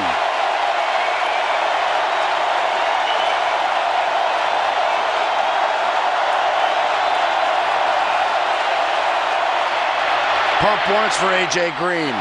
Deep for Chris Durham. Who got it? Did Durham hang on? Wow. Oh, what a catch. What a catch.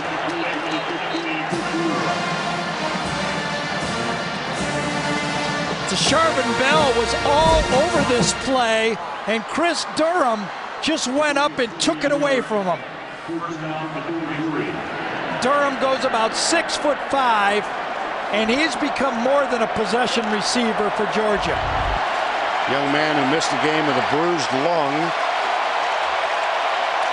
Redshirt senior, sat out all of last year. That one good for 28 yards. Play action, Murray again. Deep down the middle, has a man inside the 10. It's Orson Charles, his tight end. This time Auburn did not play 2 deep zone. They played 2 safeties doubling. Watch the safety turn and run. There is no one in the middle of the field. They put it all on Darren Bates that time. That's just too easy. There was no safety even to be seen. That is a gain of 36 yards. It comes on top of the 28-yard pickup on 3rd and 17. This Aaron Murray is going to be a star, isn't he?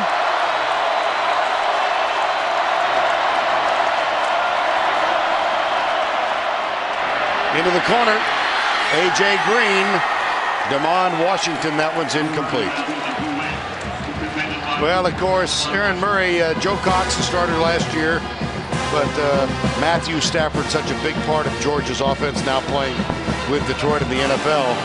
This is their freshman comparison. Look at Murray all over the place. Well, 2 things to point out, to be fair to Matthew Stafford. Matthew Stafford was a true freshman. Murray redshirted, and Matthew Stafford didn't have number 8. That's a pretty good point. He's at the top of the screen. Tavares King is the inside man. Handoff Ely up the middle. Touchdown, Georgia. This Georgia team's awful impressive. This team has lost 5 games.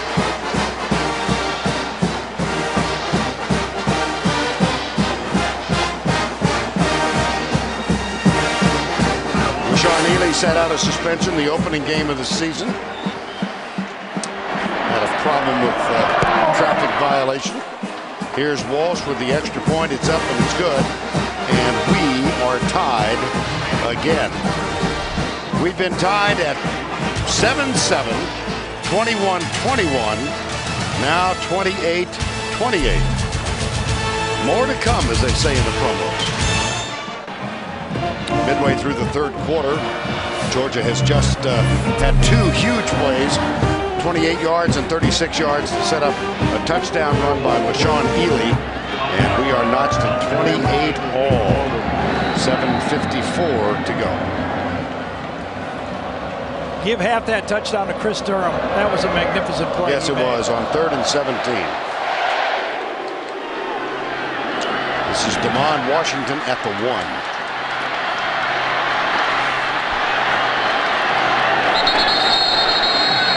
Well, this is a critical weekend in the Southeastern Conference. Take a look at what's going on in the East. First of all, big game tonight down in Gainesville as Florida and South Carolina tangle with each other. Steve Spurrier trying to lead South Carolina into the championship game for the first time in that school's history. They joined the SEC in 1992, and Georgia, of course, trying to become bowl eligible. And out west, if Auburn wins tonight, they are the West champions. Doesn't matter what happens against Alabama in their next game. It only matters to those who follow Auburn and Alabama. Well, and being number 1 in the country, too. Well, yeah. They ain't getting in if they lose a game, not this year. McCaleb. Jeez, this offense is...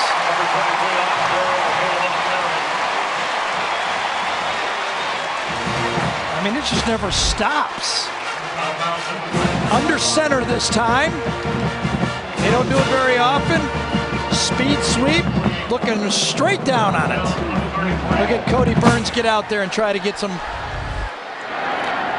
That's a 48-yard gain. They'll try Dyer at right guard. And he moves it probably 8 yards when it's spotted at the 25-yard line.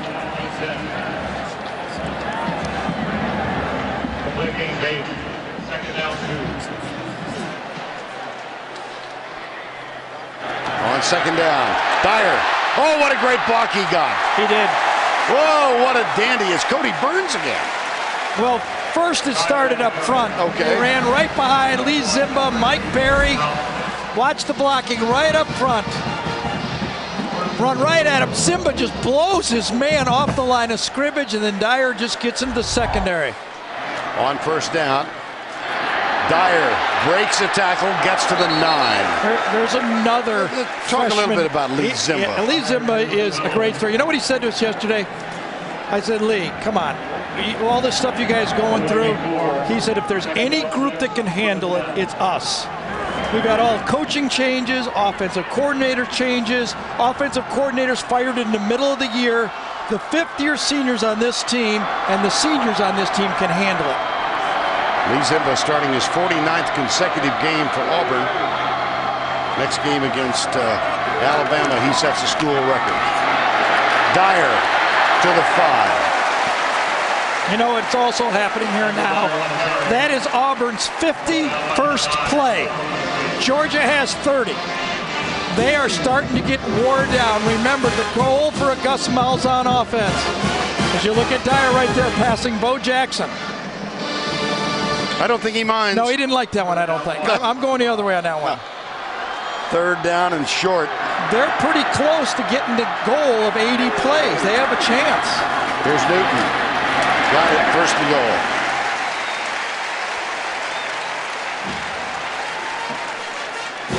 And you know, they may need 80 plays because their secondary was getting torched. Well, that is not news in this part of the country. In fact, we almost could have bet on it. Georgia passes for 241 yards a game. Auburn gives up 241 yards a game. They're at 201. Right.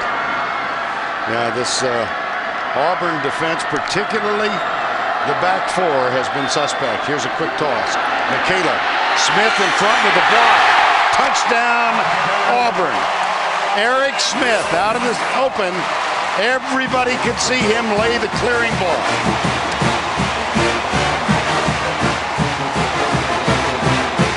So nicely put together. Did you see Auburn do the quick huddle and line up? What they did is outflank Georgia and with alignment and snapped it quick before Georgia could adjust. Pitched it and let him run. Player down for Georgia on the far side of the field. Mark Richt with Hubert Owens. This is Cummings, the cornerback. Watch the quick break out of the huddle.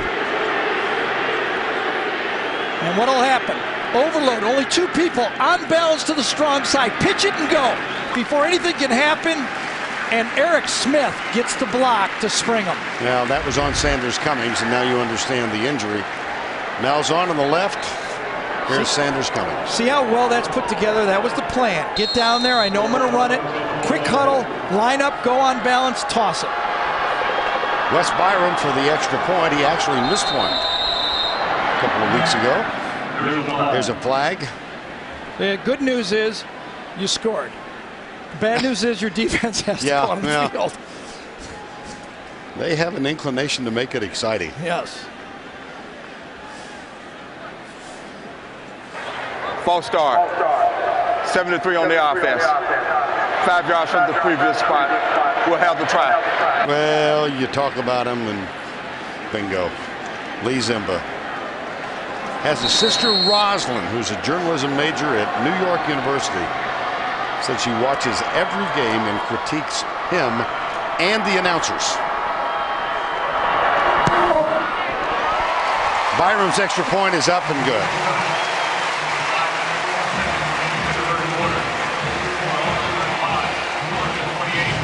McCaleb gets the touchdown. Clearing block from Eric Smith. Auburn has an answer. Gus Malzahn kind of pleased with that.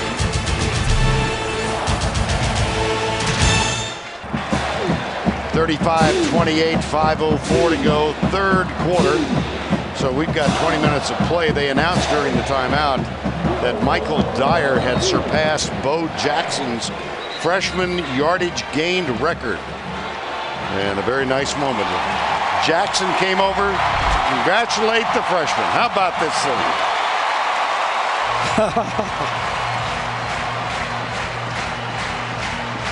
There you go. It's a moment Michael Dyer will never forget. Nor will the policeman.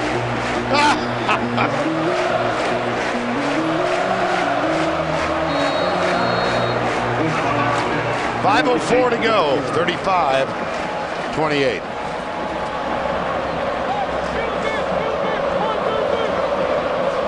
Boykin to return another kickoff.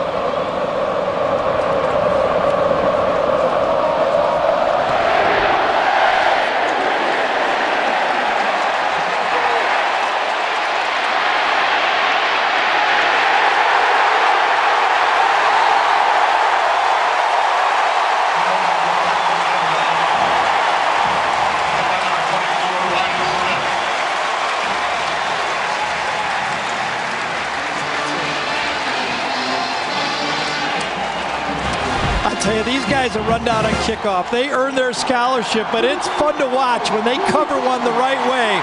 The ball was kicked very deep that time and handled, I think it was Darvin Adams, the wide receiver, yes. One of their starting wide receivers that got the first hit.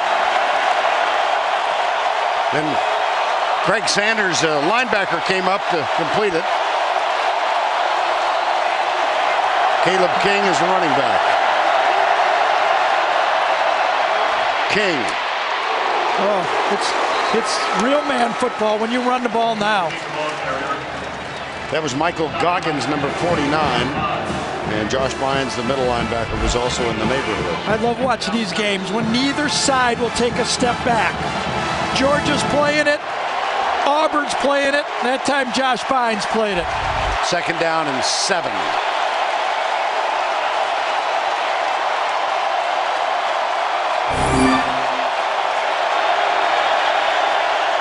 A.J. Green, bottom of the screen, hit screen. He's got Tavares King out to block. Lamont Washington was all over it. Third down, 4. Georgia 3 of 6 so far, converting third downs. Aaron Murray with the change. Josh Bynes with the defensive change. Murray, a lot of time. Across the middle, in and out of the hands of his tight end, Aaron White. There's a flag back at the feet of Nick Fairley. I think Nick Fairley got a little frustrated. He's been getting double teamed. Watch this. Personal foul. Roughing the passer. Number 90 on the defense. 15 yards from the previous spot. The penalty carries an automatic first down. He has to go through Bowling and Jones, and then late, very late, he comes back and gets the penalty. And that's a third down conversion, and that was a bad one. Did you see Aaron Murray react? Yeah, so after he knew the it. Flag came, gave it a little fist pump. Nick Fairley has to find the ball in the quarterback's hands. That's a bad one.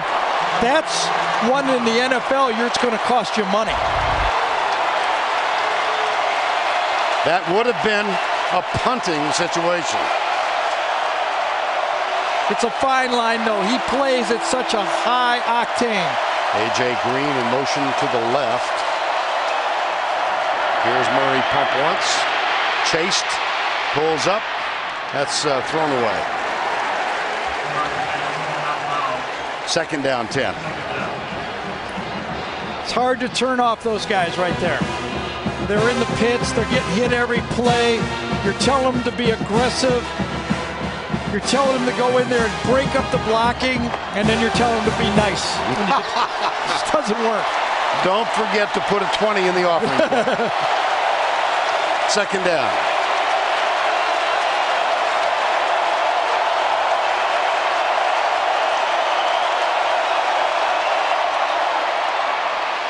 King shed a tackle, picks up a first down.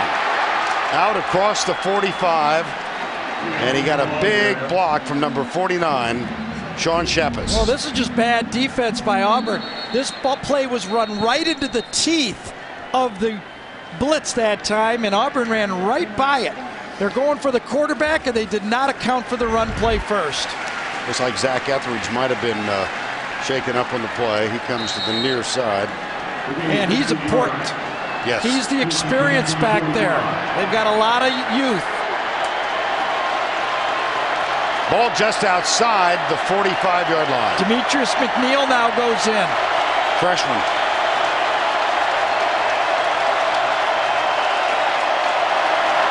Green in the slot to the left.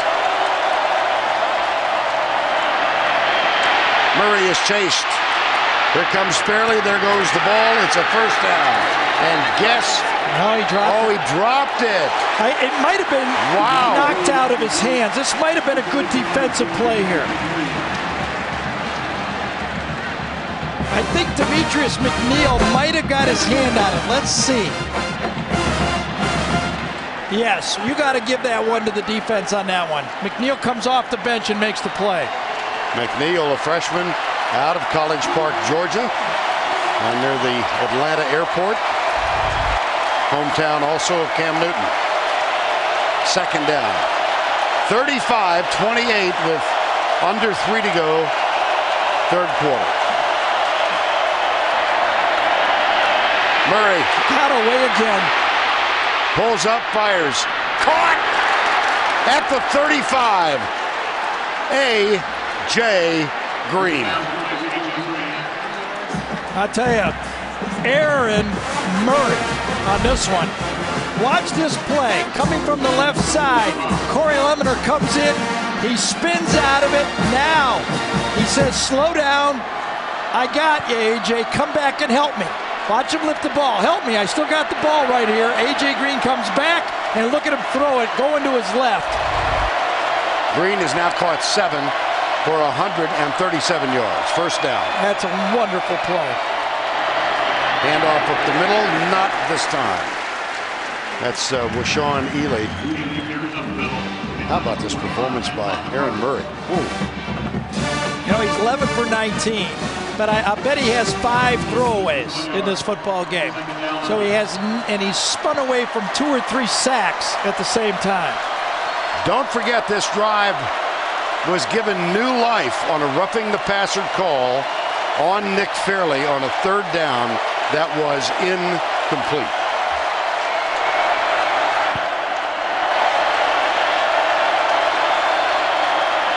Murray back. Across the middle again. A.J. Green again. 1st down. They have no chance. No chance against A.J. Green. Last week, I thought A.J. was a little frustrated not getting the ball. Well, 2 weeks ago, excuse me, against Florida. But right now, Demond Washington and Auburn, they might as well just go for the blitz, because if they don't get to the quarterback quickly, they have no chance with this guy. 8 receptions for 157. Wouldn't be a bad offense to throw to him almost every 3rd play.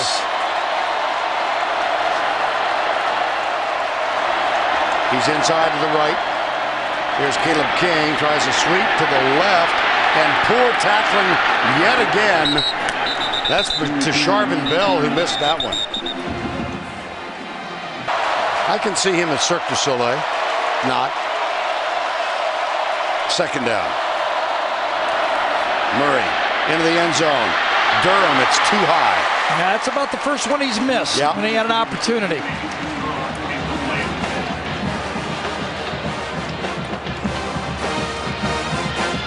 Third and 5. Chris Durham tries to get up there and grab that thing down with one hand. You know, the other positive for Georgia is that this will be the 11th play of the drive, so they've been able to give the Georgia defense a much-needed rest. 3rd and 5, and Green in the slot. Goes left side. They tried to set up a little screen in the left. Looked like Orson Charles was held up. This was going to be a throwback screen to the tight end, and Darren Bates, number 25, stays with his man. Does his job, number 25 to the left side. That was never going to be thrown to the out there. That was a screen all the way. Watch him do his assignment right there. That was going to be a throwback screen, and that was well defended. Here's the field goal attempt, Blair Walsh. That's good from 28. A drive that was given new life on a roughing the passer call. Results in 3 points for the Bulldogs. The end of 3, it's 35-31. We'll return to Jordan-Hare Stadium right after this word from your local station. Well, just a moment ago as the teams switched ends to start the 4th, Cam Newton leading the Auburn Tigers toward the student section. 15 minutes to go. The undefeated Auburn Tigers trying to go 11-0. Georgia trying to become bowl eligible after a horrid start to this season. But they have righted the ship. They're 5-5. They trail now by 4 as we get the kickoff to start the 4th. Vern Lundquist, Gary Danielson, and Tracy Wolfson. And here is Demond Washington out to the 21-yard line. And so it's back in the hands of Cameron Newton. And again, we began the day talking about would he or won't he play. He has played and played well. Yes, he has. But now we're going to come down to the 4th quarter. And will form hold is what I want to know. Auburn has won 5 close games in the 4th quarter. Right. Georgia has lost all 5. South Carolina, Arkansas, Mississippi State, Colorado, and Florida. Now, what will happen in this game? They got something a little different. They've got a healthy quarterback, and they've got number 8. So let's see how this goes. Can Georgia win a close game this year? The difference from being number 1 and number 2 and being 5-5. Saw that graphic. They haven't done much, nor has. Oh, it's a handoff McCaleb again. They run the old Statue of Liberty play for the 2nd time. Last time, in the first half, a 40-yard gain eclipsed by an illegal block. This time they don't get much. I think it was Orlando McCaleb that said, we just don't have trick plays. There's just our regular plays. They just trick people. 2nd down, 6. I said Orlando, I meant Ontario. Excuse me. That's okay. I've never visited that neighborhood. 2nd down and 6. There's McCaleb going wide to the left. 3 wide receivers split out. Here's Newton. Got that little hesitation. Yeah, that's the one that, excuse me, bothers me a lot when I watch Cam just kind of stutter and stand there. I wonder why people don't go after him.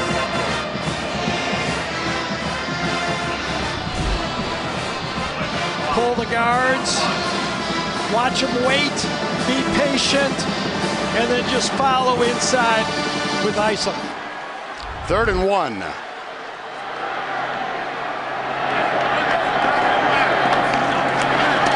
It's going to be Newton. Well, his yards per carry is going to be short, but he's well over 100 yards. Auburn now 9 of 12 on 3rd down conversions. Flag is down. This could be a free play.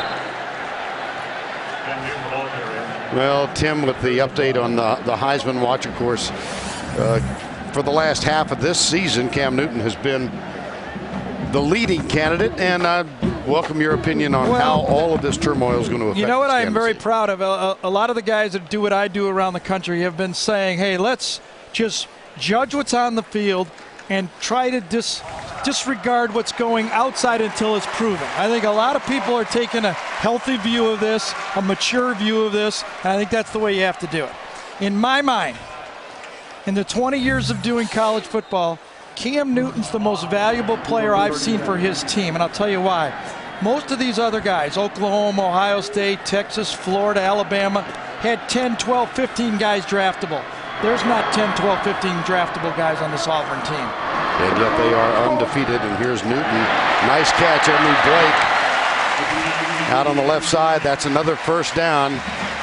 Cam Newton, that's a gain of 13. Little square out. Delivers it, nice catch that time. Emory Blake had the early drop, but he has come back and redeemed himself. Of course, he's the son of Jeff Blake, quarterback. That was the first pass play this half. And here's Michael Dyer around the left side. And gets near the 45-yard line. Dyer out of Little Rock, 8,000 yards rushing in a private high school there. Spurned the offer to go to the University of Arkansas. And he said it came down, honest to gosh, he liked Gus Malzahn a little more than he did the folks at university. Look at this. There's a flag. And the offensive line, what do you mean there are no trick plays? That's that gimmick play right there, right? We saw that at Arkansas before, didn't we? Yes, yes, we did. The snap, everybody freezes. Georgia doesn't know what to do.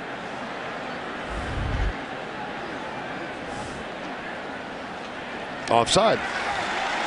Let me say this, though. Auburn, again, is approaching 300 yards rushing in an SEC game. They are rushing for an average of 325 yards a game in the SEC. That's 130 more than the second-place team, which is LSU. Offside. Defense, number 42. The penalty is 5 yards from the previous spot. 2nd down. 130 yards more than the second highest rushing team. Remember we saw them put, what, 440 yards on the ground up in a game here? They can move it. Well, Georgia's moving it too. They're 335, but these guys just produce yards on the ground. Just they eat it up. Ain't nobody can stop nobody. No, they got the 2 tackles to the right side again. Yeah. 2nd down and a little over 2 feet for the first. Here's Newton.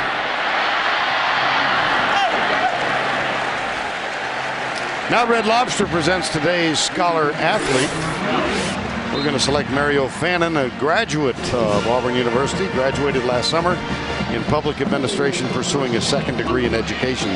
Red Lobster's commitment to the investment of our future is shown today by donating $1,000 to Auburn University's General Scholarship Fund. It's already 6 plays. This will be the 7th in this drive.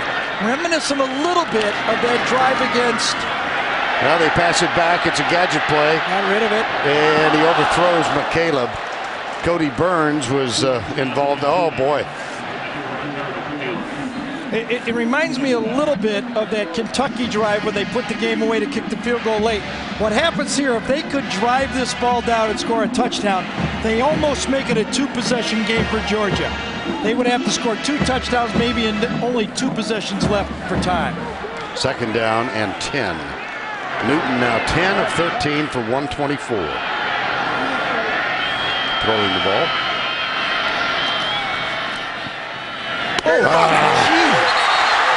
Is he out of bounds? Yes, he is. So he threw the fastball on this one. Darvin Adams with the catch. That's a gain of 11. Watch him zip this one. Steps into it and zips it. Boy, that one hit him right in the 8 and the 9, and you could hear it, couldn't you? Dyer goes left. Not much there.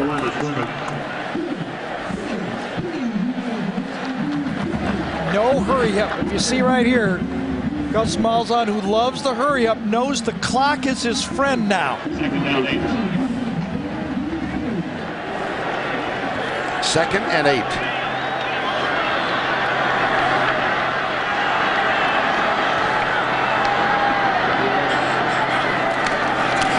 Option pitch. McCaleb. Well defended. Oh boy, was it ever.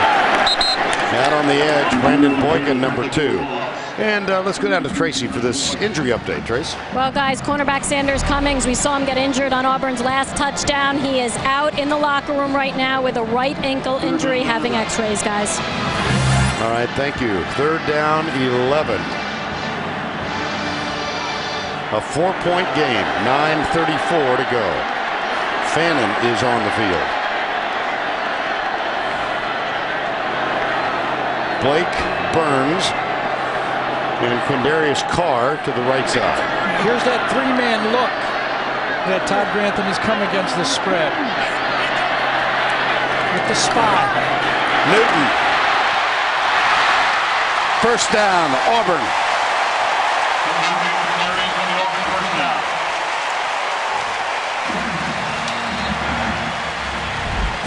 The spy who got lost.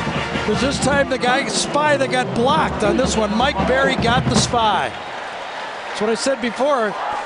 Put a spy, you need Ray Lewis. Yes. Got caught up in trash that time.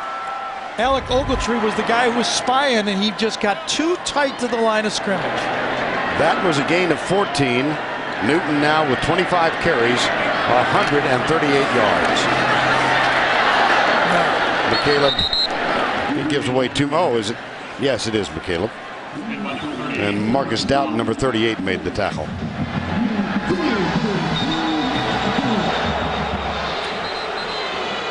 Player down for Georgia. That's Ruben Faluji.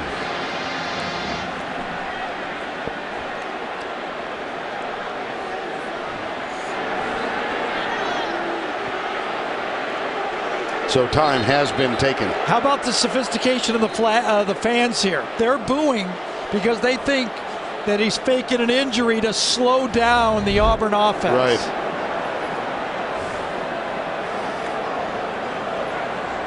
Well, here's McCaleb getting tackled. The injury occurred on the other side of the field. That is where we stand, 35-31 with 8:22 to go. Well, Gus Malzahn now has to grab his best play. If you're Auburn, you do not want to kick a field goal and make it a game that it's a 1-possession game. What does Todd Grantham do? Defensive coordinator for Georgia. Does he come after him? Does he dare blitz? Let's see if he does it. 2nd down and 10. McCaleb fires it. Wide open. Lutzenkirchen for the 2nd time.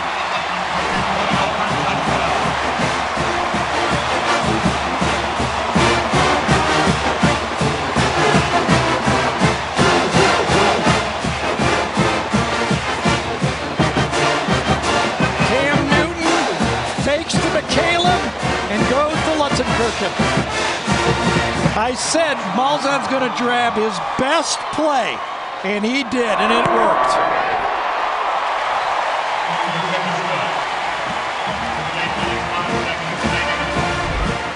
Ogletree right here. Let's see if he freezes on the play.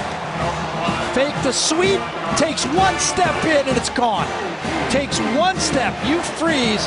I'll tell you what, when you have a Lupton Kirkin go by you, you know you froze. I've never had that happen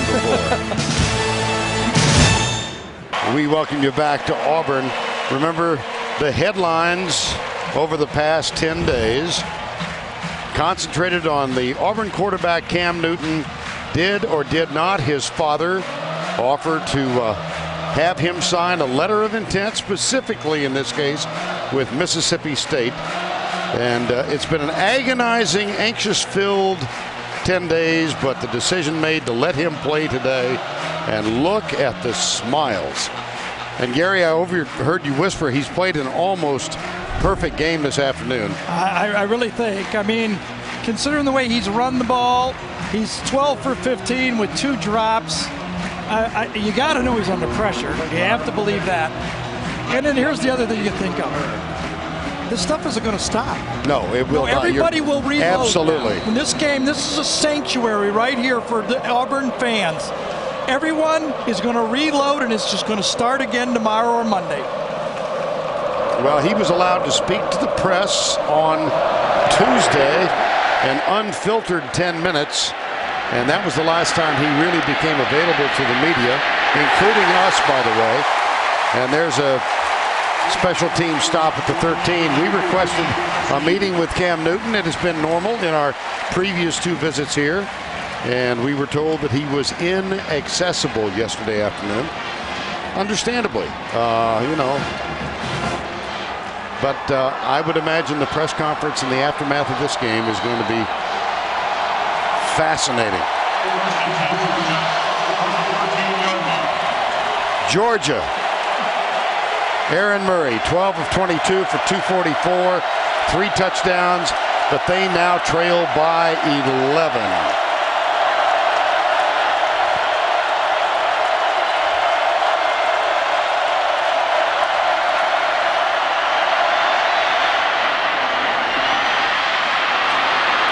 Rashawn Ely, that's a first down for the Bulldogs. A little bit of a hurry up for them. Well, we will have to say that the Georgia offensive line has done a decent job. This time, plenty of time for Murray. Good job up front. A lot of space to throw the ball, and I think you're going to see what the rest of this game is going to look like. You're going to see draws, screens, short yardage runs, obviously, but mostly it's going to be passes from Murray. 7:30 to go. Murray short, dropped.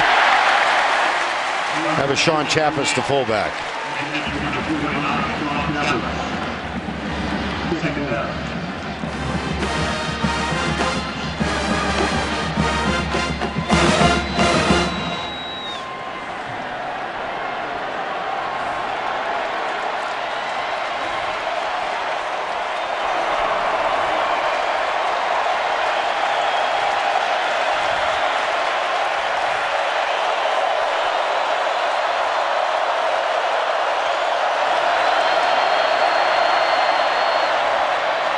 Play fake.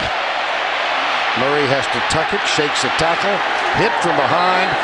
An official goes down. Lost his helmet. Where is it? To Sharvin Bell. There you go. That's Russ Pulley. Hatless.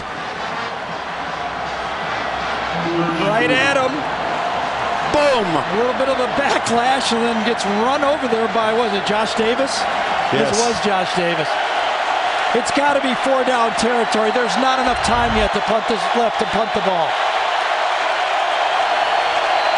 3rd and 4. Blitz threatened. Murray with the chain. Oh, they're coming. As they do, got him. Ball's out. From behind. Who got it? Looked like Antoine Carter with the hit, and apparently Georgia with the recovery. You'll see the blitz inside, and then Carter comes around the outside and makes the play. Inside, Carter comes right around the outside and beats Sturdivant. And they're going for it. Basically, this is a trip to Atlanta right here for Auburn.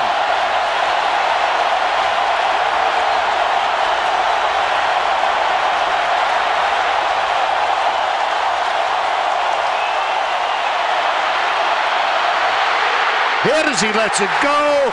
Auburn football. Atlanta's only an hour and a half away. And Nick Fairley made the play.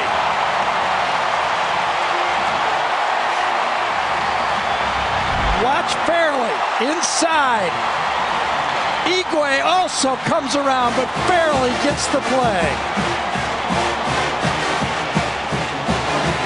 What a play. What a player.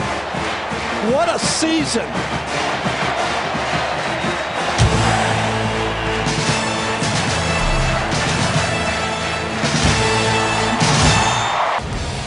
Well, Nick Fairley has had some impact on this football And I was game. down on the field. This is a much bigger man than you realize when you're watching it on TV. 6'5", over 300 pounds, all-out north-south player. He demands two guys block him most of the game. And when he turns upfield, he is a sack machine. And you saw him reach for the belt. He's the champion tonight. Heavyweight champion today. 5:42 to go. Auburn with a victory cinches the SEC West. And a berth in the championship game. They're currently second in the BCS standings. That's not going to change after this one is over. Second down here, 5:07 to go.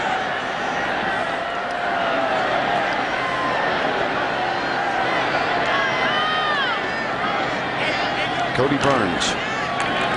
Cameron Newton. First down.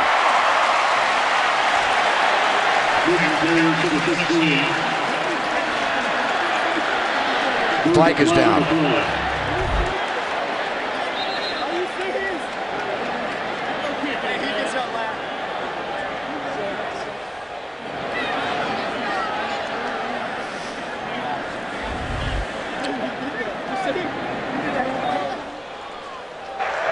After the play was over, personal foul, unnecessary roughness on the defense, number 2. That penalty is half the distance to the goal from the end of the run, first down. Well, Gene Chizik, how about the job he's done in this game, Vern?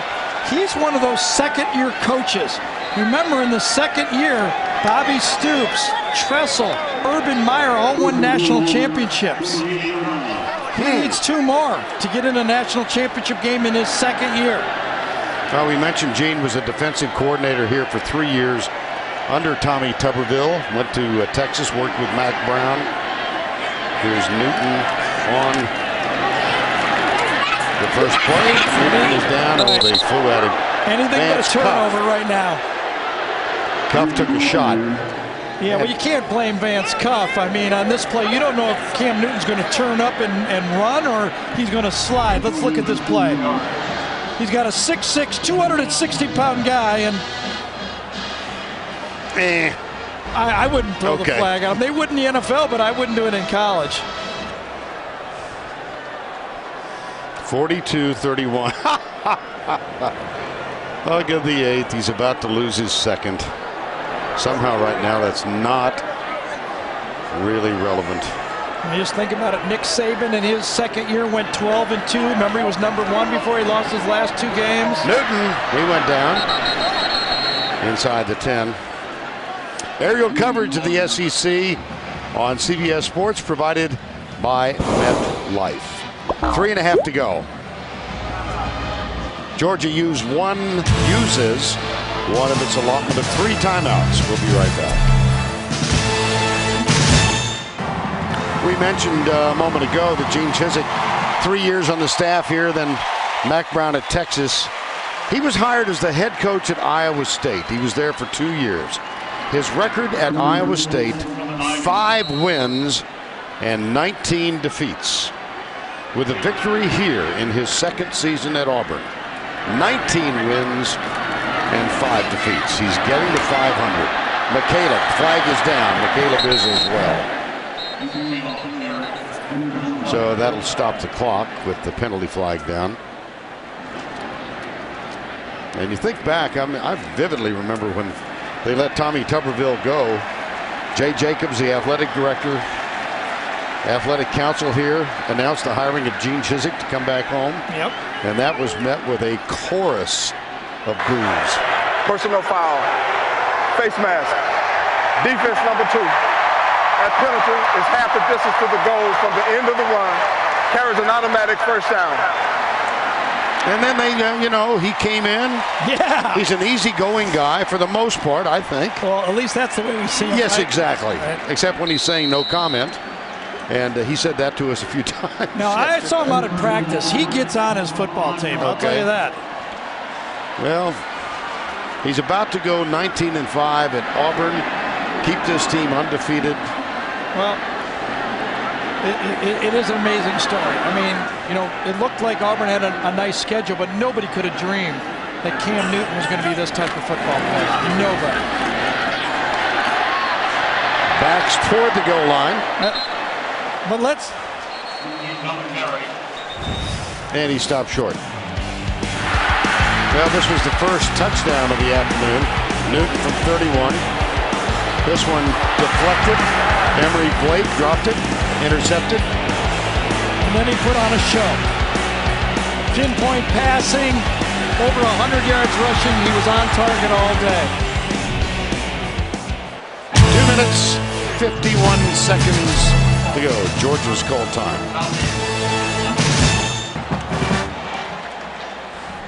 Cam Newton, 29 carries, 150 yards. It's second and goal. Here's Newton. He fumbles it. He did. But he was across the plane. It's a touchdown. The ball got loose, but it was after Newton had scored the touchdown. But at least that's the way it's called on the field. Yes, exactly. Let's see what we got here. Good point. Pretty close, wasn't it? Oh, it is. Well, we got that camera right on the goal line. I don't know if he got over or not when it starts to. Ruling on the field is that the ball carrier broke the plane of the goal line. Touchdown. Now remember, you do not have to cross the line. Right. You only need to touch the front end of the line. This is a big play here. Georgia's only chance is this a turnover. Overturn, excuse me. And there is no stoppage of play for the review. No, it'll stop. Now it does. Previous play is under further review.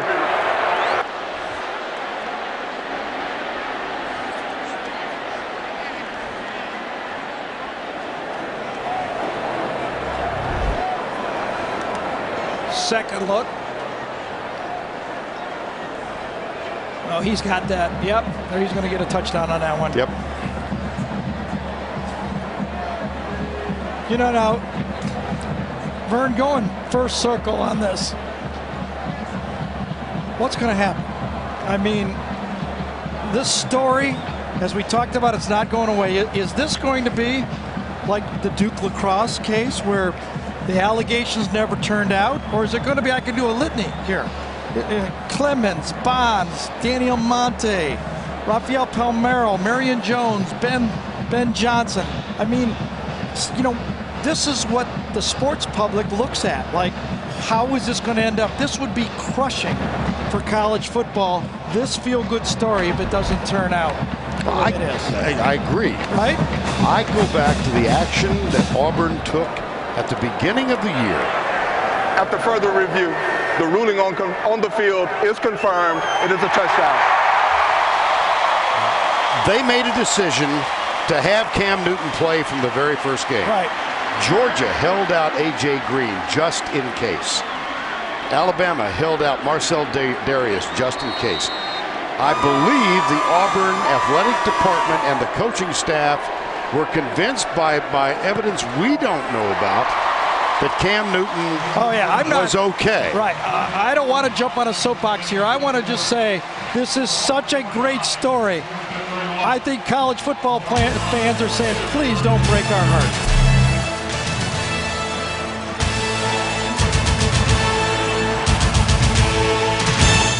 And now it's time for the Chick-fil-A player of the game. Well, we're going to call it coach of the game this time because Gene Chizik got his team ready in the middle of all this and got him to play a football game. His record is now even at 24-24. Graduate of the University of Florida, 1985.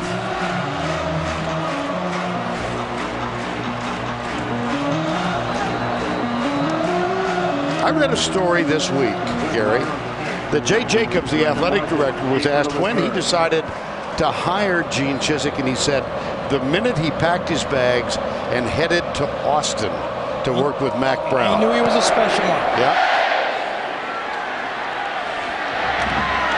The kickoff, Boykin. He's got to be exhausted. Down. Can you imagine what it's going to be like? One of the great things I think for Auburn now, this is going to just be unbelievable emotion. Winning for Lee Zimba, all he's went through, winning the SEC West. They're going to go crazy, but they're going to have that off week to come down, calm down, and then put their sights on Alabama. No member of this Auburn team has ever defeated the Georgia Bulldogs. 4 seniors in that offensive line. Zimba and his friends. Here's Murray. Caught. A.J. Green is just having an incredible night. Brandon Mosley, number 75, his insertion into the offensive line. His coaching staff attributes his starting to kind of solidifying the final piece. Yeah. Here's Murray airing it out, deep left side. Oh, he mistimed it. I've been watching him for 3 years. Might not get to watch him again on Saturday, but this is one of the few I've ever seen him miss time. Watch him go up and jump just a little too early. Tasharvin Bell was defending. It's 3rd down. Tasharvin just said, I can't wait to watch you on Sundays. Auburn about to go 11-0. They were undefeated in 1957. Ironically, on probation that year. Undefeated in 93. Ironically, on probation. Undefeated in 2004 and did not get invited to the BCAS championship game, and Murray is down. Ouch. Let's see who gets them this time. No, fairly. Oh, jeez. Yeah. He's being blocked inside on the play by Cordy Glenn, but he just keeps going. Right on the knee.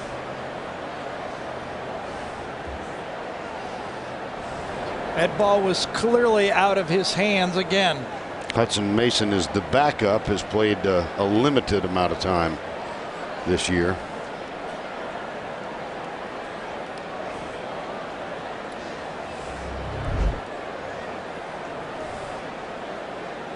Ball clearly gone, gets blocked on the play, falling into him, not called a penalty. And for Georgia and Mark Richt, they got to be holding their breath with their quarterback. They're 5-6. They got Georgia Tech to get bowl eligible. And they can't afford to lose that guy. Right.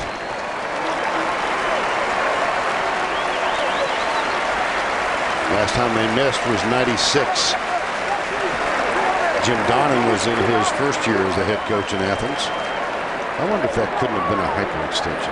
Well, I know when I blew my knee, I walked off the field and I had to have surgery. Really? Yep. Never know.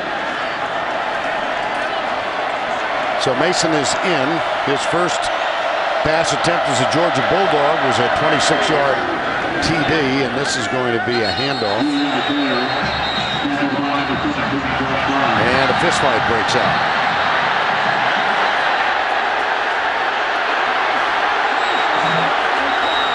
Georgia has to stay on the sideline. There were fists thrown. Yes, but their players need to stay on the sideline. Yep. The Auburn players have not taken one step out. No. Trooper Taylor. They were coming after Nick Fairley. That's why they were doing it. And Trooper Taylor. That was a payback. They were going to go after Nick Fairley on that play because of the shot on the quarterback. And you see what Mark Rick said. That's what you get when you don't call penalties on the guy. He's been hitting our quarterback late all day. That was his brother, Josh Murray. I'm sorry, that was Josh Murray's brother.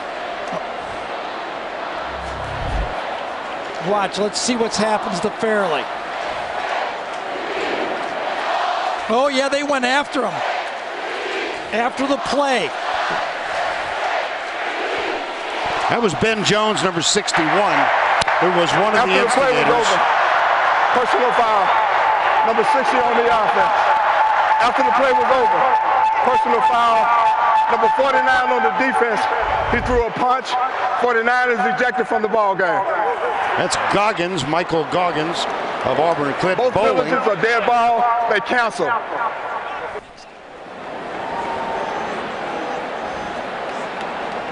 That means that Michael Goggins, I believe, if I'm correct, is out for the first half of the Alabama game.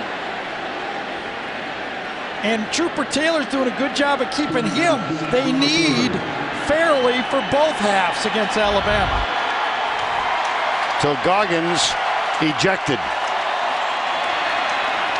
And the punch was right out in the open. Remember, they play Alabama next. Even though it's 2 weeks away, he will have to sit out the first half. Boom, there's the punch. And that has been confirmed, Gary.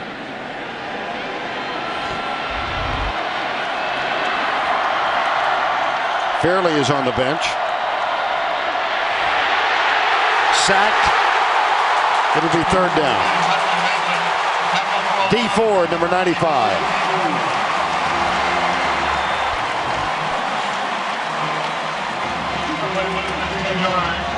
Third down, 16 from the 20.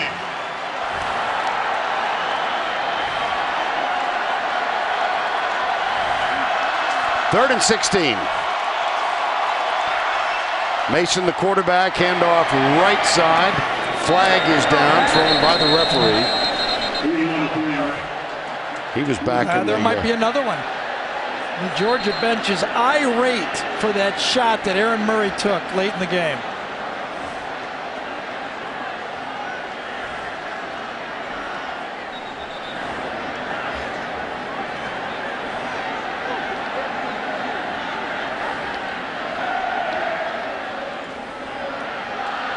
I mean, I don't think I could have been called a penalty unfairly.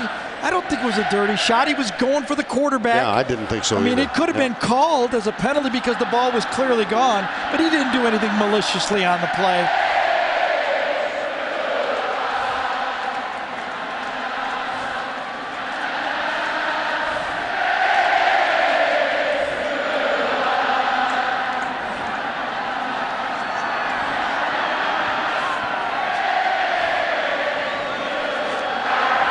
There were multiple fouls on the play. Holding, number 7 on the offense. That penalty is enforced from the previous spot. After the play was over, personal foul, number 93 on the defense. He threw a punch. That penalty is 15 yards from the succeeding spot. It carries an automatic first down, and number 93 is ejected from the ball game. And that's two defensive linemen. And if I'm Gene Chizik right now, I get my starters. I get them off the field. That's 2 starters that will not be available. First half. Against Alabama. Against Alabama. both backups. I will admit they're both backups, but I'm getting all my starters off the field. And I might even call a timeout right here to preach to them what the ramifications are of getting thrown out of the game. Chizzy was talking to his defensive line coach, one of the great players in Auburn history, Tracy Rocker. Now they're going to take a knee and get out of here. Well, it's an unfortunate ending to this game. But a Gatorade bath for the Auburn head coach. They are the champions of the SEC West. Aaron Murray able to walk out unaided. Cam Newton able to run toward the student section unaided.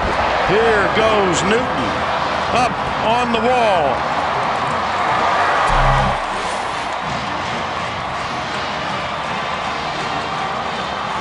Well, what's going to happen next? As far as we're concerned, the Jeep postgame show. Ole Miss at LSU next week. For Tracy Wolfson, Gary Danielson, Craig Silver, Steve Milton down in the truck, our entire crew. Congratulations to the Auburn Tigers. They are 11-0. We'll see you next week.